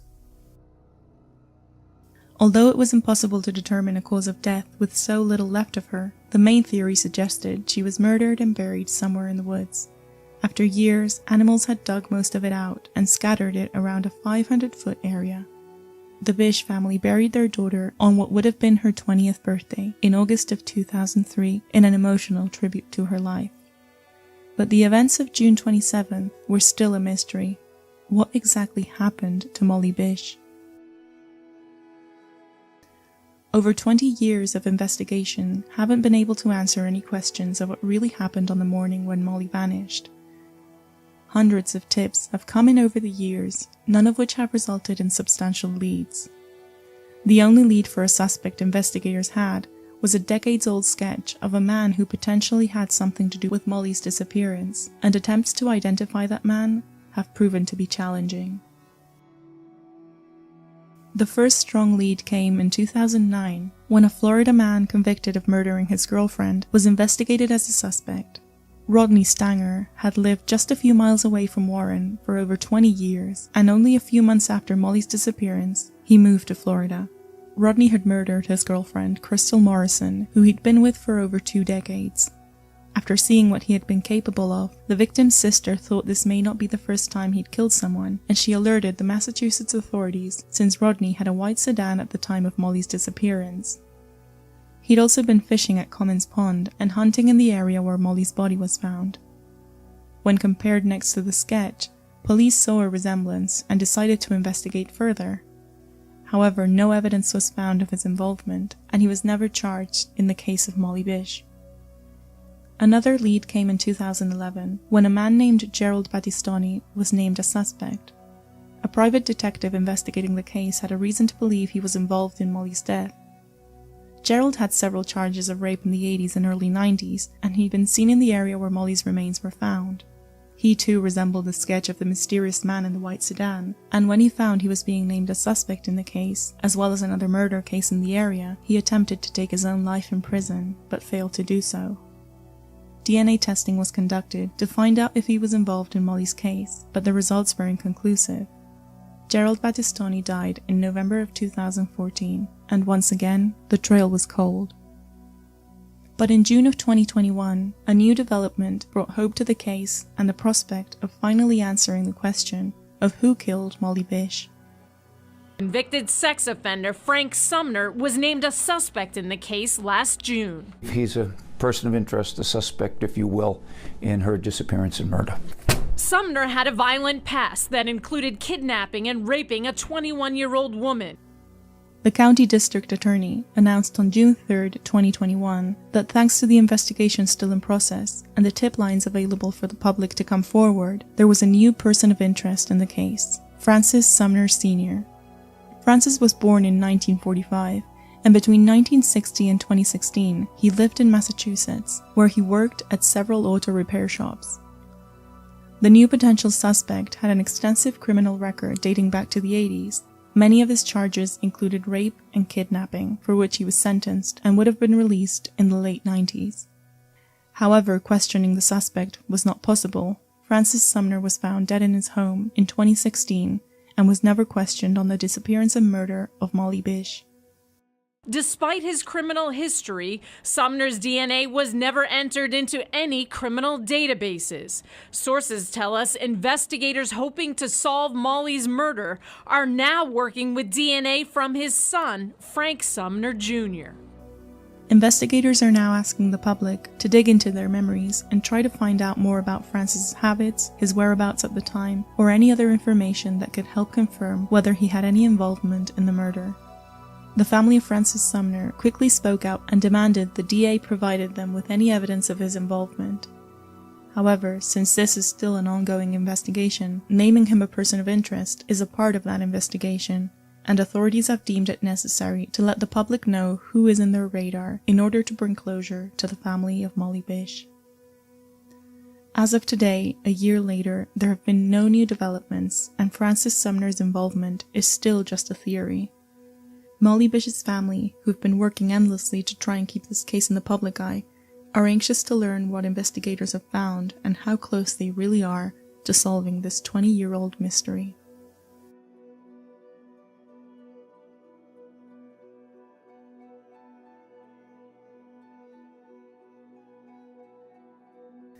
From the moment their daughter disappeared, Maggie and John Bish felt they had to do something to prevent this tragedy from striking other families. So while they were still looking for their daughter, they set up the Molly Bish Foundation as a way to spread the knowledge and understanding of child and family safety and push laws that will protect minors from faulty police work. When Molly disappeared, authorities' first response was to dismiss it as a runaway. This sacrificed valuable time in searching for Molly. The goal of the foundation is to perfect training in children's missing persons cases and ensure the first response is always effective. Over the years, they've promoted training of first responders, they've established task forces to identify and change laws that may be outdated regarding missing people, and they've aided in legislations for the promotion of familial DNA searches as an extra step when a DNA profile comes back with no hits. This technology would quickly narrow down the search for suspects, especially with the ever-growing DNA databases. If you'd like to know more about the hard work put into the Molly Bish Foundation, the link will be in the description.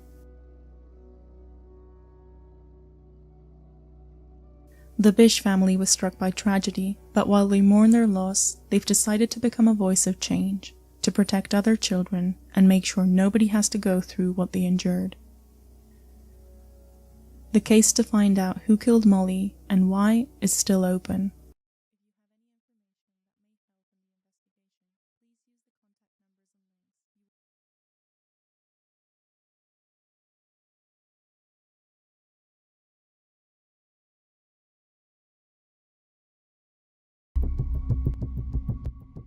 To like this video if you find it interesting, and subscribe if you want to see more videos like this one.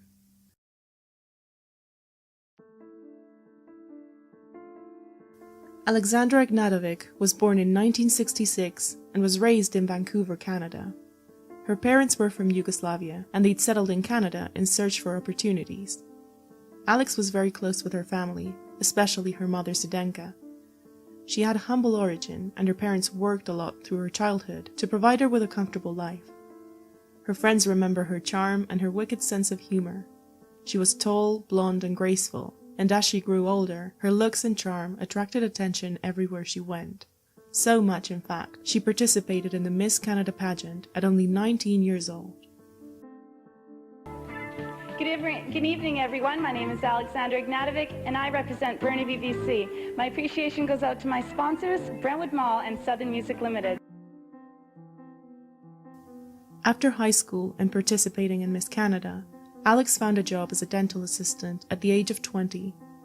As a hobby, she and her mother liked visiting open houses, dreaming of all the possibilities and admiring the beautiful homes they could one day buy. One day, as they were both attending an open house, Alex and Zdenka were speaking to each other in their native tongue when someone overheard them. It was a couple about the same age as her mother, and they seemed very excited to hear a language they recognized so far away from home. They introduced themselves as Hlavka and Sam Pesic, and they too were immigrants from Yugoslavia. They talked to Alex and her mother, and they felt a connection. They loved Alex from the start. She was funny, beautiful, polite. At one point in the conversation, Alex mentioned she was having trouble with her car, and Hlavka didn't think twice. The couple owned a car workshop along with her son, and they insisted she took the car there and had it serviced. They gave her the directions and told her to ask for Joe.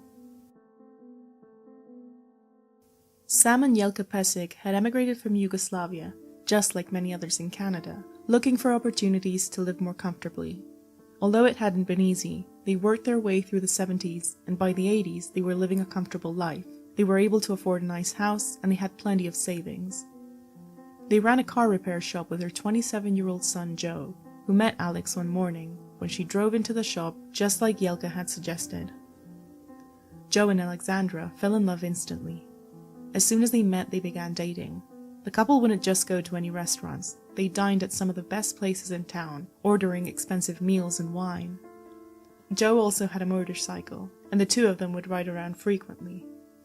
Hlavka was happy with the match she found for her son. Not only was she a charming, intelligent woman, but she also knew their culture from within and shared their language, their customs, and their food. It all seemed to be taken straight out of a fairy tale. Both families were getting along and they were excited for the couple. Alex and Joe were so happy together that after only a few months of dating, Joe got down on one knee and proposed. Alex immediately said yes, and before anyone knew it, they were planning a wedding. While the couple were planning a wedding, the Pesics surprised them with a very special gift. They had bought them a house in which they would start their life together. Joe and Alex were very grateful, but as soon as they moved in, trouble began. Alex started to notice that Hlavka was a constant presence in their life. She was at their home all the time, bringing groceries and food they didn't need.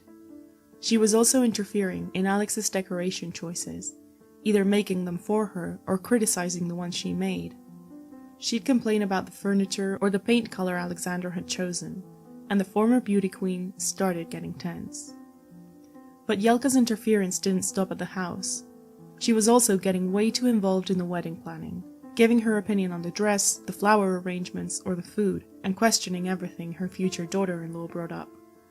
Alex was getting very frustrated with Hlavka's behavior, and she brought it up with Joe more than once. However, he seemed content with his parents' involvement, and although he told Alex he would talk to them, he never did. He was used to them being very involved in his life, and it didn't really bother him. The situation became so uncomfortable for Alex that she even questioned whether she should go on with the marriage or not. Her friends and family calmed her down. This was probably just her mother-in-law's nerves before the wedding. Once it had all passed, she'd probably back off and the two would be able to live their life together in peace. Alexandra decided to go on with the wedding, and on June 11th of 1988, the two began their life together as Joe and Alexandra Pesic. Despite wanting to believe that things would get better after the wedding, Alex faced a reality as soon as they were married. Hlavka was still forcing herself into the newlyweds' daily lives. Because Joe still worked for his parents, Sam and Hlavka were a constant presence in their home and their finances, since Joe would get paid what his parents thought appropriate. But not only were they responsible for his paychecks, they also told him what to do with the money. Alex would find that uncomfortable, and she thought it gave the Pesics too much power over their son.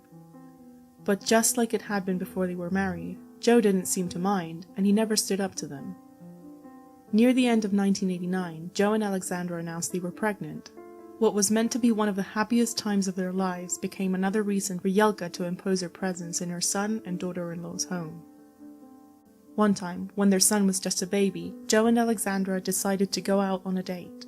Hlavka would be the one to babysit, so the couple could enjoy a few hours alone. Before they left, Alex left bottles ready for him and told Hlavka when his next feed should be.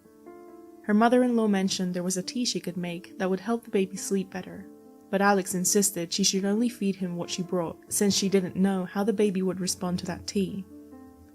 Ignoring her daughter-in-law's instructions, Hlavka gave the baby some tea to help him sleep, and when Alex and Joe came back from their date, their son was so fast asleep he wouldn't respond to any calls, movement, or anything his mother tried.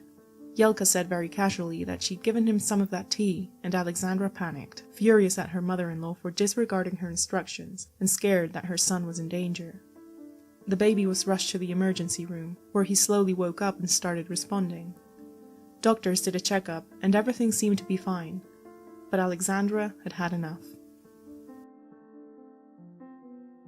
After the incident with the tea, and seeing that her husband didn't stand up to his parents to defend her or their child, Alexandra Pesic decided to contact a lawyer and begin the process of divorcing her husband.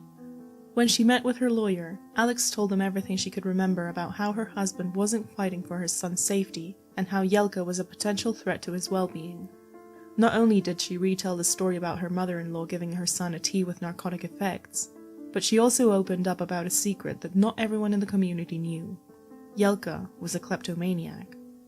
For years, Hlavka had been visiting local shops and grocery stores and taking small items with her, items she could afford and didn't need to steal. Just before Jo and Alex got pregnant, she'd been arrested after being caught stealing, and was actually banned from many local shops. Alex used this to further prove her in-laws weren't fit to be around her child, in hopes that this would distance them from her once and for all.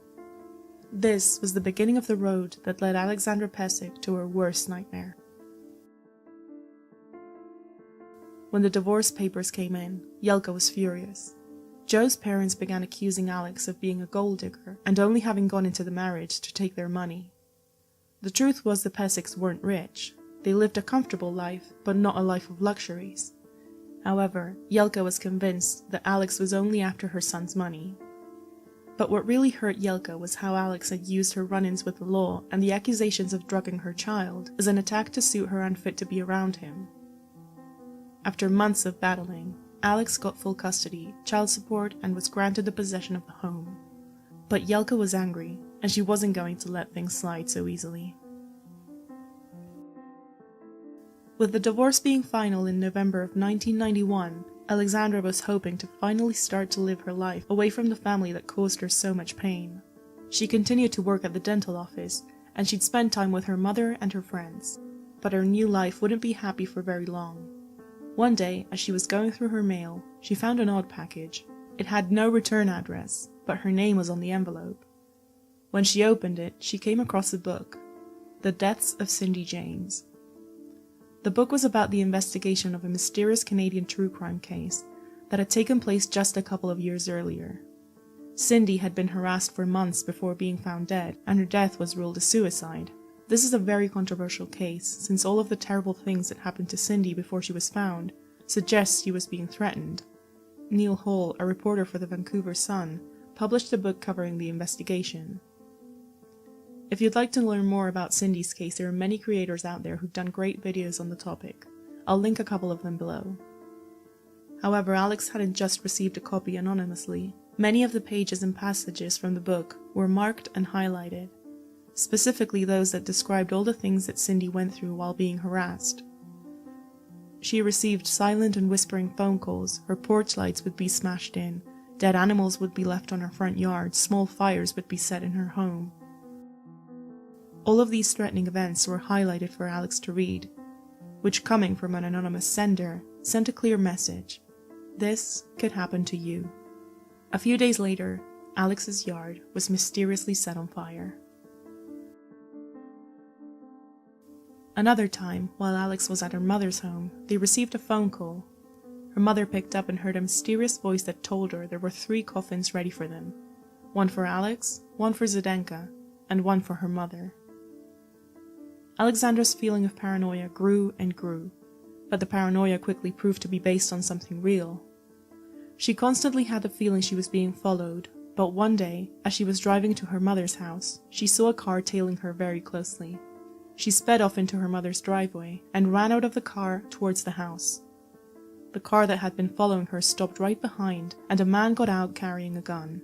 However, he tripped and fell, giving Alex enough time to run into the house and close the door behind her. She called the police, but by the time they got there, the mysterious gunman had driven away. Alex was convinced these attacks were orchestrated by her mother-in-law, but despite reporting all these incidents to the police, none of them could be tracked back to anyone, especially not Hlavka, Sam, or Jo Pesic. Frustrated with local authorities, she hired a private investigator in hopes that he could find out who was threatening her and her family, and end this before she was killed. Sadly, it was already too late. On August 5th of 1992, Alexandra left the office with a co-worker and they got into her car. Alex had started asking her friends, family, and co-workers to always be with her. She was scared of being alone and on multiple occasions had mentioned she knew she was going to be killed at some point. When they got into Alex's car, her co-worker ducked for a moment while adjusting her gym bag between her feet, and just as she was doing that, she heard a shot. Panicked, she kept her head down, but immediately felt Alex's body slump over the wheel and begin to fall to the side. she heard a car speed away and people screaming. 25-year-old Alex had just been shot in the head, and although she was rushed to the hospital, there was nothing that could be done. She passed away within minutes. The drive-by shooting had taken place in broad daylight, in the middle of a busy parking lot on a workday. Investigators were able to get statements from several people who not only witnessed the shooting, but they could perfectly describe the car, the men who were inside, and even the license plate. After running the plate, police discovered the car had been stolen just a few days prior, and they focused the attention on finding the two men who were inside. After Alex's friends and family mentioned she was being harassed by her ex-husband's family, police visited Joe, who on the day of the murder had been at the local swimming pool with his son. The story was confirmed by witnesses, as well as a private investigator, who gave detectives all the information he'd managed to gather up. On August 5th, Hlavka and Sam Pesic also had alibis. They were working at their shop. However, the private investigator gave them another license plate belonging to a car that had been following Alex. The car was owned by Milan Nenadic, a family friend who had even been at the couple's wedding. The stolen car used as a getaway vehicle from which Alex was shot was found a few days later abandoned in a parking lot. Fingerprints and a strand of hair were taken from it, and although they didn't match Milan, they opened up another lead. The prints were a match to Lawrence Delorme, who was in the system for several previous crimes. Both Milan and Lawrence were closely watched over the next few days. All evidence pointed to a murder-for-hire situation, but they needed to find out who'd hired them. The answer would come on August 10th, just 5 days after the murder. Milan Nenadic was seen parking his car and walking up to the Pesic's house and getting into the backseat of their car. Hlavka was at the wheel, and when she drove off, Milan laid down on the back to avoid being seen. But detectives had already seen him, and they followed Hlavka's car to a nearby mall. Hlavka and Milan entered the mall and left a few minutes later, separately, but still in the same car, where Milan tried to hide once again. They drove back to Hlavka's home, and before Milan could get back into his own car, he was apprehended by police and placed under arrest. Just as they were arresting him, $30,000 fell out of his shorts pocket and onto the floor. The case against Hlavka was built thanks to a family friend, who told investigators she'd witnessed her setting fire to Alexandra's yard herself, and knew for a fact that she owned a copy of The Deaths of Cindy James, just like the one Alex had received in the mail. Lastly, she had also seen Milan Nenadic at the Pesic's home just days before the murder. These statements were enough to arrest Hlavka for murder and search her house. The gun used to kill Alex was found at the Pesic's house. The second man, Lawrence Delorme, was also arrested since his fingerprints were on the car. When his home was searched, detectives found a note with Milan's phone number on it, evidence that the two were connected. However, according to witnesses, Milan wasn't in the car. If Lawrence was the driver and Milan wasn't there, who was the shooter? Another name in Lawrence's home led investigators to David Segoviano. When paying him a visit, he wasn't home, but his roommate was, and he confirmed he'd recently cut his hair at home, and he was able to give a sample to investigators. It turns out, his hair was a match to another piece of hair found in the red car. He was the second mystery man, and most likely, the one who'd pulled the trigger. David's girlfriend agreed to wear a wire, and managed to get his confession on tape. Police now had all the evidence they needed to charge Hlavka and the three men with the murder of Alexandra Pesic.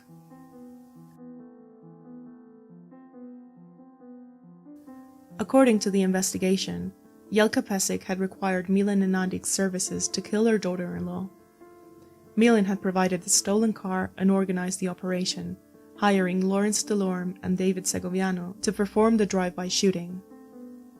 In 1993, they went to trial and were all found guilty of first-degree murder.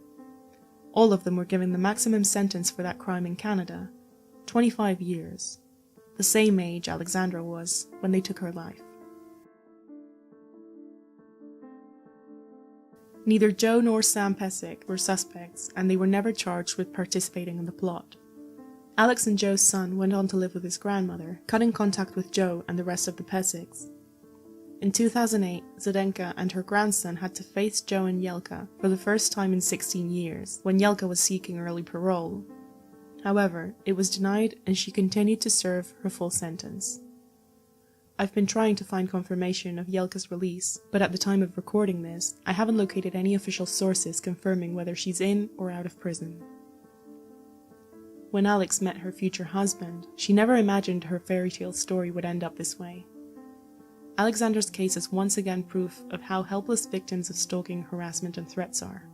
Even when relying on authorities, it can sometimes not be enough to protect and ensure the safety of a victim. Cases like these remind us how important it is to speak up about these threats and work towards giving more protection to victims of harassment.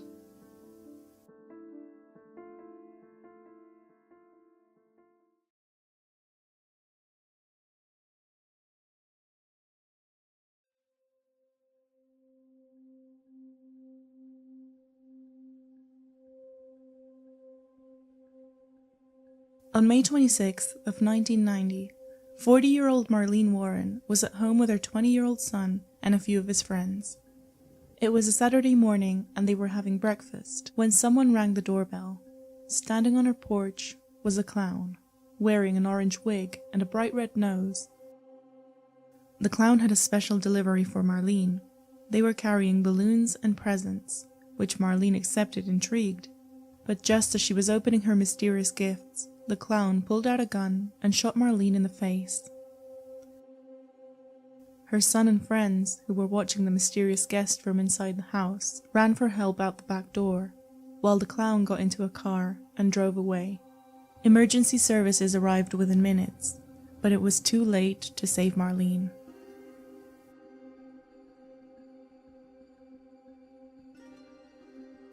Marlene Warren was a friendly woman.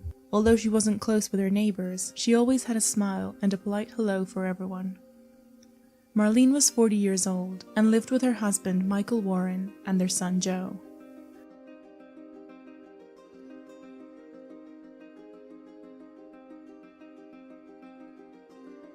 The family lived in Wellington, in Palm Beach County, Florida. It was a wealthy area, where people in the community frequented golf courses and social events. However, the Warrens didn't move within those circles. They owned a used car business in West Palm Beach, which didn't quite fit the social standards of their neighbors. Regardless, they were financially stable and seemed to be just like any other family from the area. However, behind closed doors, things weren't as stable as they looked like from the outside. In their nearly 20 years of marriage, Marlene and Michael had grown apart, and the fights between them were frequent. However, divorce was off the table, since Marlene would get 50% of the couple's assets. She didn't want to go into a divorce with Michael, because she was scared of him.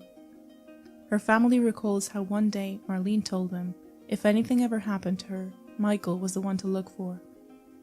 So obviously, when a killer dressed up in a clown costume turned up at her door and shot her twice, police first questioned Michael. That morning, while Marlene and Joe were having breakfast at home, Michael had an alibi. He was on his way to the racetrack, miles away from the family home. When his story checked out, investigators moved on to finding the clown.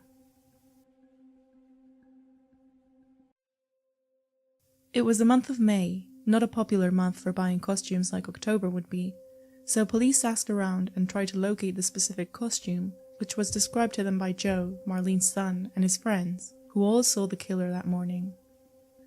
After asking in local shops, they found just what they were looking for.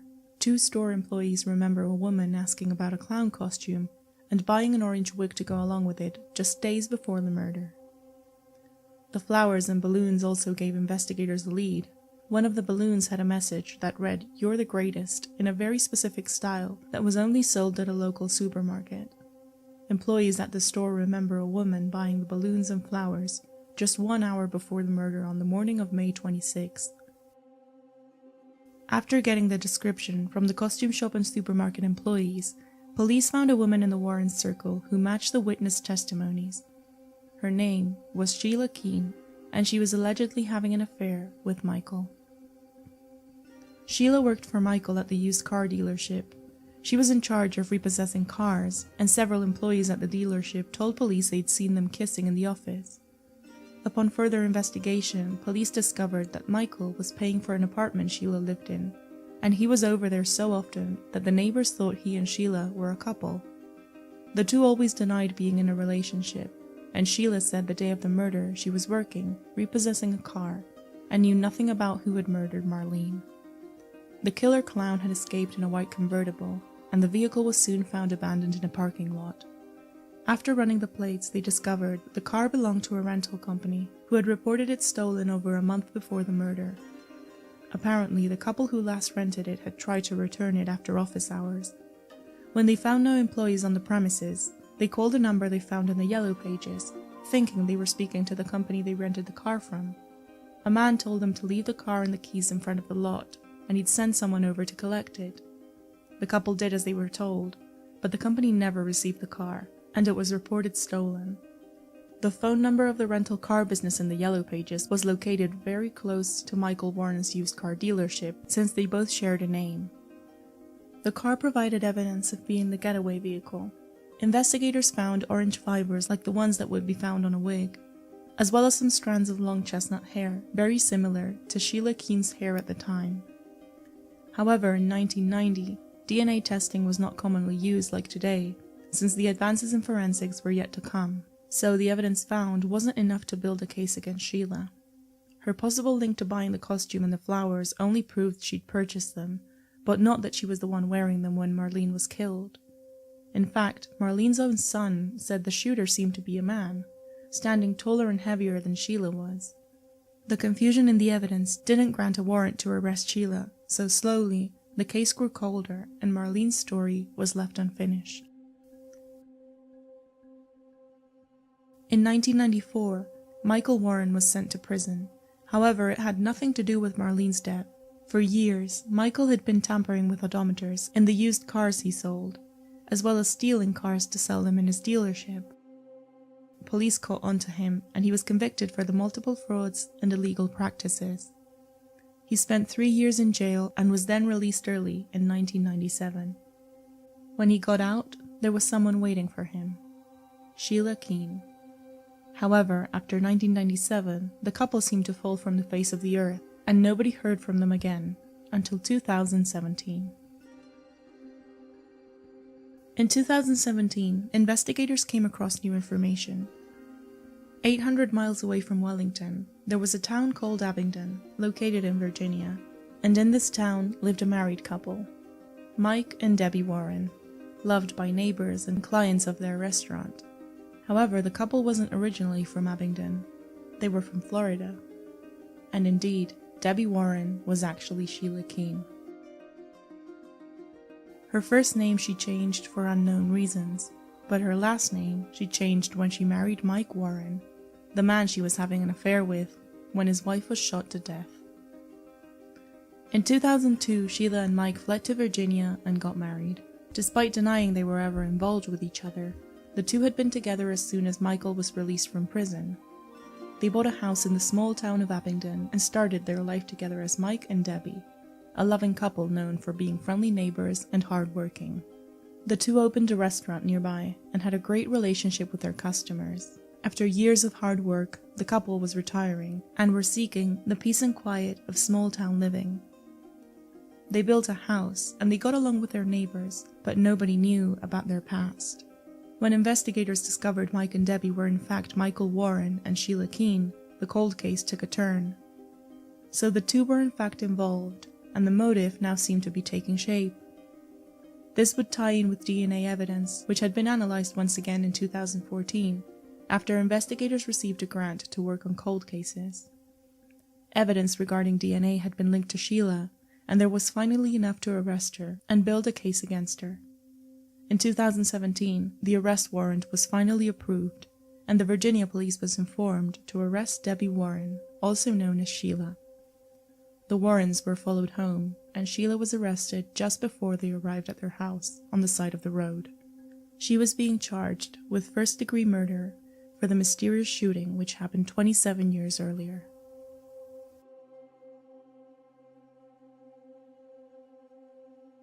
But far from being over, as of today, this case is still open. Sheila pleaded not guilty, but her trial has been delayed 6 times in the past 5 years. The defense is struggling to find witnesses that will testify in favor of Sheila, since many of them have either passed away or cannot remember enough details to cooperate in a 30-year-old case. Between COVID delays and the defense's struggles, Sheila Keen Warren's trial was last delayed again in May of 2022 and won't seem to be resuming until next year. Until the trial begins, we won't know exactly what DNA is linked to Sheila and how investigators crack the case. But for now, it seems like we'll have to wait at least another year to discover if Sheila will be found guilty or not. In the meantime, Sheila remains in prison after being denied bond last year.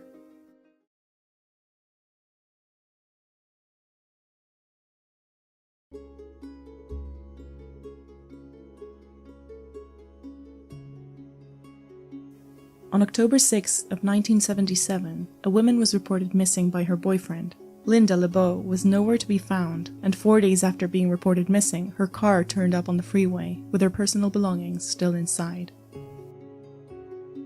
Linda's maiden name was Linda Durnall, and she was born on April 10, 1950, in San Gabriel, California. She was fun and easygoing, and made friends wherever she went. By the time she was in her 20s, she had a job, her own apartment, and loved spending time sailing and water skiing. She also enjoyed car races, which she would attend with her brother. In one of those races, she met Philip LeBeau, a man 10 years older than her. The two clicked and started going out on dates very soon. Linda's family remember him as being a nice man at first. He didn't have a steady job or a lot of money, but he was nice to Linda, and the two had fun together. After 6 months of dating, the couple got married. Linda was Philip's third wife, and quickly became his children's stepmother. However, shortly after getting married, problems began. Philip was controlling, and he started being abusive towards her. 4 years after getting married, the couple got a divorce and parted ways. Linda began dating a co-worker and rebuilding her life, while Philip began seeing someone new as well. However, he never really got over the fact that Linda left him, and became fixated with her. On more than one occasion, Philip broke into Linda's house and stole things from her. He also slashed her new boyfriend's tires and even poured sugar into his gas tank. Philip was sending a clear message. If you can't be happy with me, you can't be happy with anyone. On October 6th of 1977, Linda was supposed to meet Philip at a restaurant to get money from him to repair the damages he'd caused to her boyfriend's car. After that, she was seen at a gas station with an unidentified male. Although this companion has never been officially identified, it's very possible it was Philip. A witness stated they saw the two arguing, and at one point she tried to drive away, hitting the witness's car on the way. She then tried to run off, but the unidentified male caught up to her, and the two came back to the gas station. The witness sensed something wasn't quite right, so they provided their contact information to Linda in case she needed help. That was the last time anyone saw Linda LeBeau. After finding her car on the side of the road with all her personal belongings, police ruled out a runaway. However, there didn't seem to be a struggle, and despite searching the area, Linda was never found. Philip was investigated since news of his abuse and break-ins were well known among Linda's friends and family.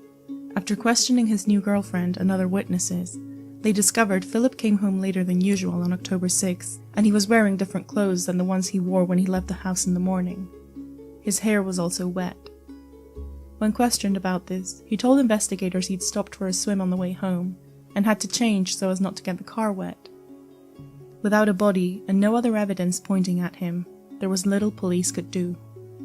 For decades, Linda's disappearance haunted the Durnall family, who refused to give up. But no leads ever came up, and despite keeping a close watch on Philip, the case grew colder and colder.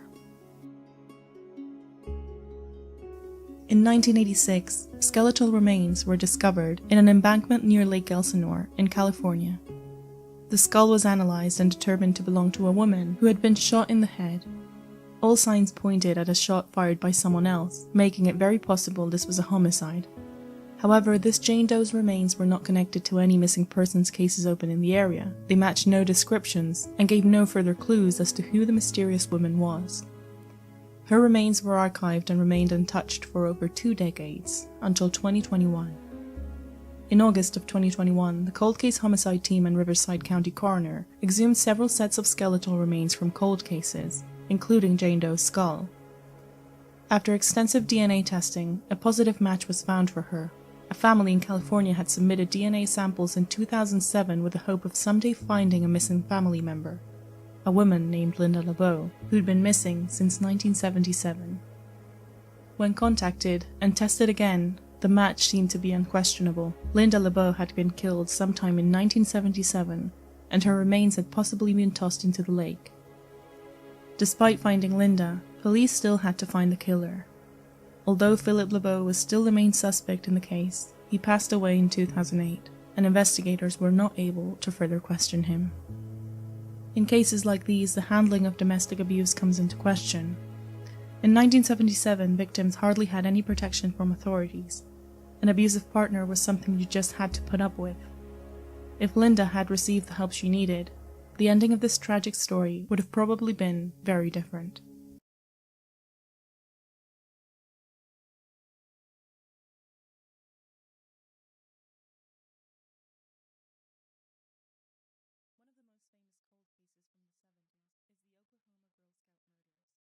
This controversial case began in 1977, when 3 young girls had just arrived at Camp Scott in Mays County, Oklahoma. Their names were Lori Farmer, Michelle Goose, and Doris Milner, and they were 8, 9, and 10 years old. The first night, June 12th, the girls got ready for bed in tent number 8, the tent the 3 would be sharing during the 2 weeks they'd spent at camp. The next morning at 6 o'clock, one of the camp counselors was on her way to the showers, when there, in the middle of the trail, she spotted something horrifying: the bodies of 3 young girls. She quickly identified them. It was Lori, Michelle, and Doris, the 3 girls from Tent 8. Authorities rushed to the scene, and by 7 a.m. they were looking into what appeared to be a murder investigation. The 3 girls had been assaulted and then strangled to death. While the rest of the Girl Scouts at the camp were sent home, investigators analyzed the scene for evidence. Blood was found on the floor of tent number 8, where the victims were staying, as well as a shoe print and fingerprints on various objects. Another one of the camp's counselors came forward with information too. A few weeks before, when they were conducting a training session at the camp, she went back to her tent to find someone had been through her things. Among her belongings, she had brought a box of donuts. The box was now empty, and inside she found a note that said, "We are on a mission to kill 3 girls in tent 1. When she shared the note with the camp director, they discarded it as a prank and never reported it to the police. It seemed that someone had been eyeing the camp for weeks, waiting for the moment to strike, and as soon as the girls had arrived, they had gone through with their threat. After investigating the area, police located a cave where someone had apparently been staying. A pair of glasses had been found, which belonged to one of the camp's counselors, as well as a torn newspaper and a photo of 2 women. Part of the torn newspaper had been found at the scene, inside the battery compartment of a flashlight found near the bodies. When investigating the women in the photographs, they were identified as part of a photography course given to inmates.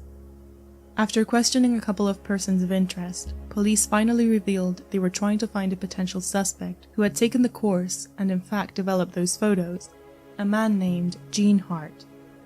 Gene had escaped from prison in 1973, where he had been serving a sentence for burglary, kidnapping, and assault. He was believed to be in the area at the time, but it took police almost a year to find him and arrest him. In 1979, the trial against Gene Hart began, and all the controversies in the evidence were pointed out by the defense. The footprint found at the scene wasn't the same size as Hart's feet. The fingerprint on the flashlight was not a match to him, and all other physical evidence, such as blood, hair, and semen samples, were inconclusive.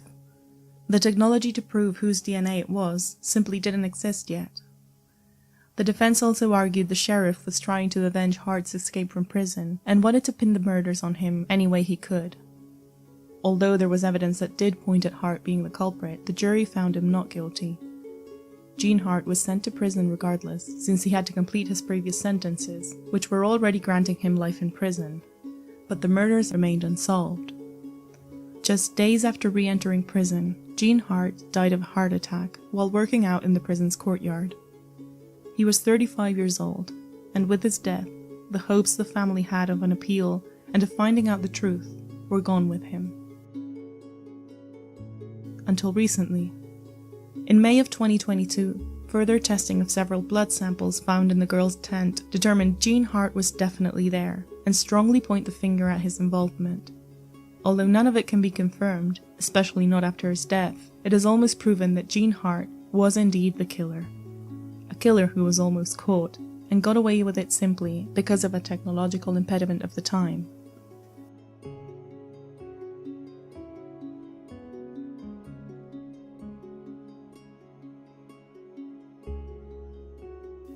In 1978, 15-year-old Marissa Harvey's life took an unexpected turn.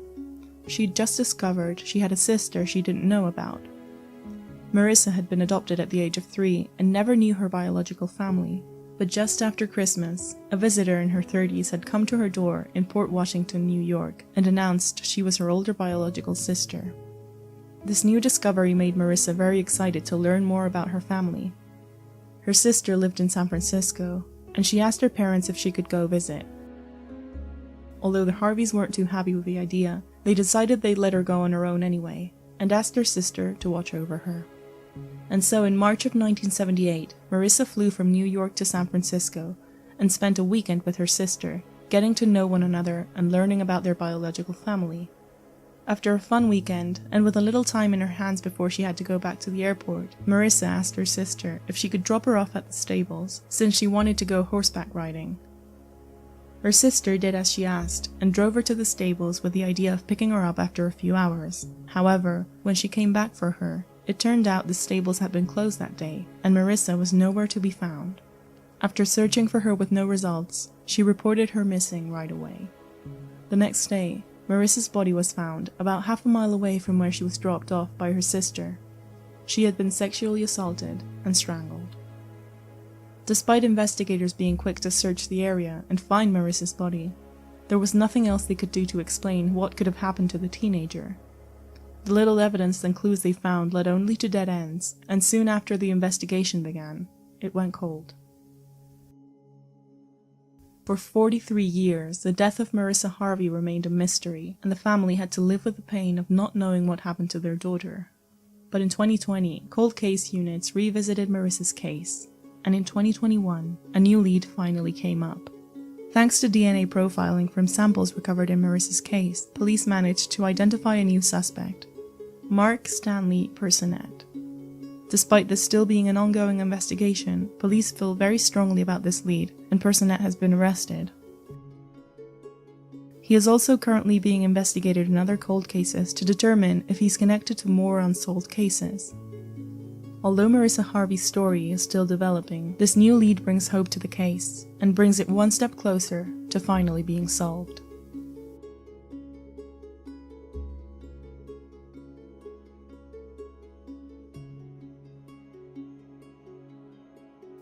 On July 24th of 1979, a young woman came home after work to the apartment she shared with her sister in Portland, Oregon. It was 10 p.m. and the apartment was quiet. Too quiet. She called out for her sister but got no response, even though the lights were on and it looked like someone was home. She went looking for her, and just as she stepped into her sister's bedroom, she found her, dead on the floor, with signs of strangulation, and definitely having been sexually assaulted. The victim was Anna Marie Hlavka, a 20-year-old young woman with her whole life ahead of her. She and her sister both worked at a nearby McDonald's and had moved in together to start their lives away from home. Anna was sweet, she had a big sincere smile, and she was just working hard to save money. The bizarre murder caught everyone off guard. She had no criminal background, she wasn't involved in anything suspicious, she didn't have any enemies, and there were no jealous ex-boyfriends in the picture. So, what happened that night? Police investigated the crime scene in hopes to find clues that would explain who would attack Anna like this. But despite analyzing blood samples and interviewing dozens of witnesses, all the leads would fade within days. All they knew was that Anna was last seen entering her apartment at 5 p.m. 5 hours later, her sister found her dead inside their home. It would take 4 decades for the Oregon police to find and follow a new lead, and it was all thanks to DNA and thanks to Anna. During her attack, Anna fought back hard, and along the way she managed to scratch her attacker. Samples of DNA were recovered from under her nails and stored away, unable to use them in the 70s when this case took place. However, In 2009, these samples were sent to a crime lab in hopes that the forensics advances that were proving to be of help in solving cold cases could shine a light on this one as well. It would take another decade before investigators could identify the unknown male's DNA found under Anna's fingernails. But in early 2019, a match was finally found. The new lead was Jerry McFadden, a man with a serious record of criminal activities. There were just two problems. McFadden was famous for his crimes in Texas, not Oregon, and in 1999, he had been executed. So how did a well-known criminal with a recurring record in Texas kill Anna all the way in Portland? Investigators never had him in their radar as a potential suspect, so as soon as he was identified, they looked into his record to try and put together the puzzle the DNA results had just put before them. Jerry McFadden was born in 1948 in Texas. Nicknamed the Animal and body covered in tattoos, he stares intently into the camera in one of his arrest photos. McFadden's criminal record started in 1972 when he was convicted of 2 counts of rape and sentenced to 15 years in prison. However, after only 6 years, he was paroled. In June of 1979, 1 month before Anna's murder, he kidnapped and assaulted another Texas woman. In October of 1979, he was arrested for violating his parole and sentenced to life. But once again, he surprisingly got paroled after serving only 6 years of what was meant to be a life sentence. In May of 1986, 3 young friends were spending the night at a local lake when McFadden, also known as the Animal, kidnapped the man and 2 women. All 3 were found dead, and one of the women had also been sexually assaulted. McFadden was arrested and charged with the 3 murders, but in July of 1986, as he awaited trial, McFadden knocked out a sheriff's deputy and kidnapped a woman who worked as a dispatcher and jailer. He held a woman hostage at gunpoint and put her in a boxcar outside the rail yards for hours. However, she managed to escape, and McFadden was eventually caught hiding in an abandoned house nearby. In 1999, he was executed in Texas. So when did McFadden travel all the way to Portland? Investigators found the crimes of the Animal extended beyond Texas, and after interviewing surviving family members, they learned that in 1979, McFadden had traveled with a woman he knew to the Pacific Northwest, a trip that would have put him in Oregon at the time when Anna was murdered. However, the motive doesn't seem to be personal, as it never did in any of McFadden's other crimes. The random choice of his victim meant police had no way to connect the 2 names, and therefore never found an explanation to who killed Anna. As it tends to happen in these cases, the family are far from reaching any closure, especially since the killer died so many years ago. But the bittersweet news does answer some questions, and at least explains who took Anna's life all those years ago.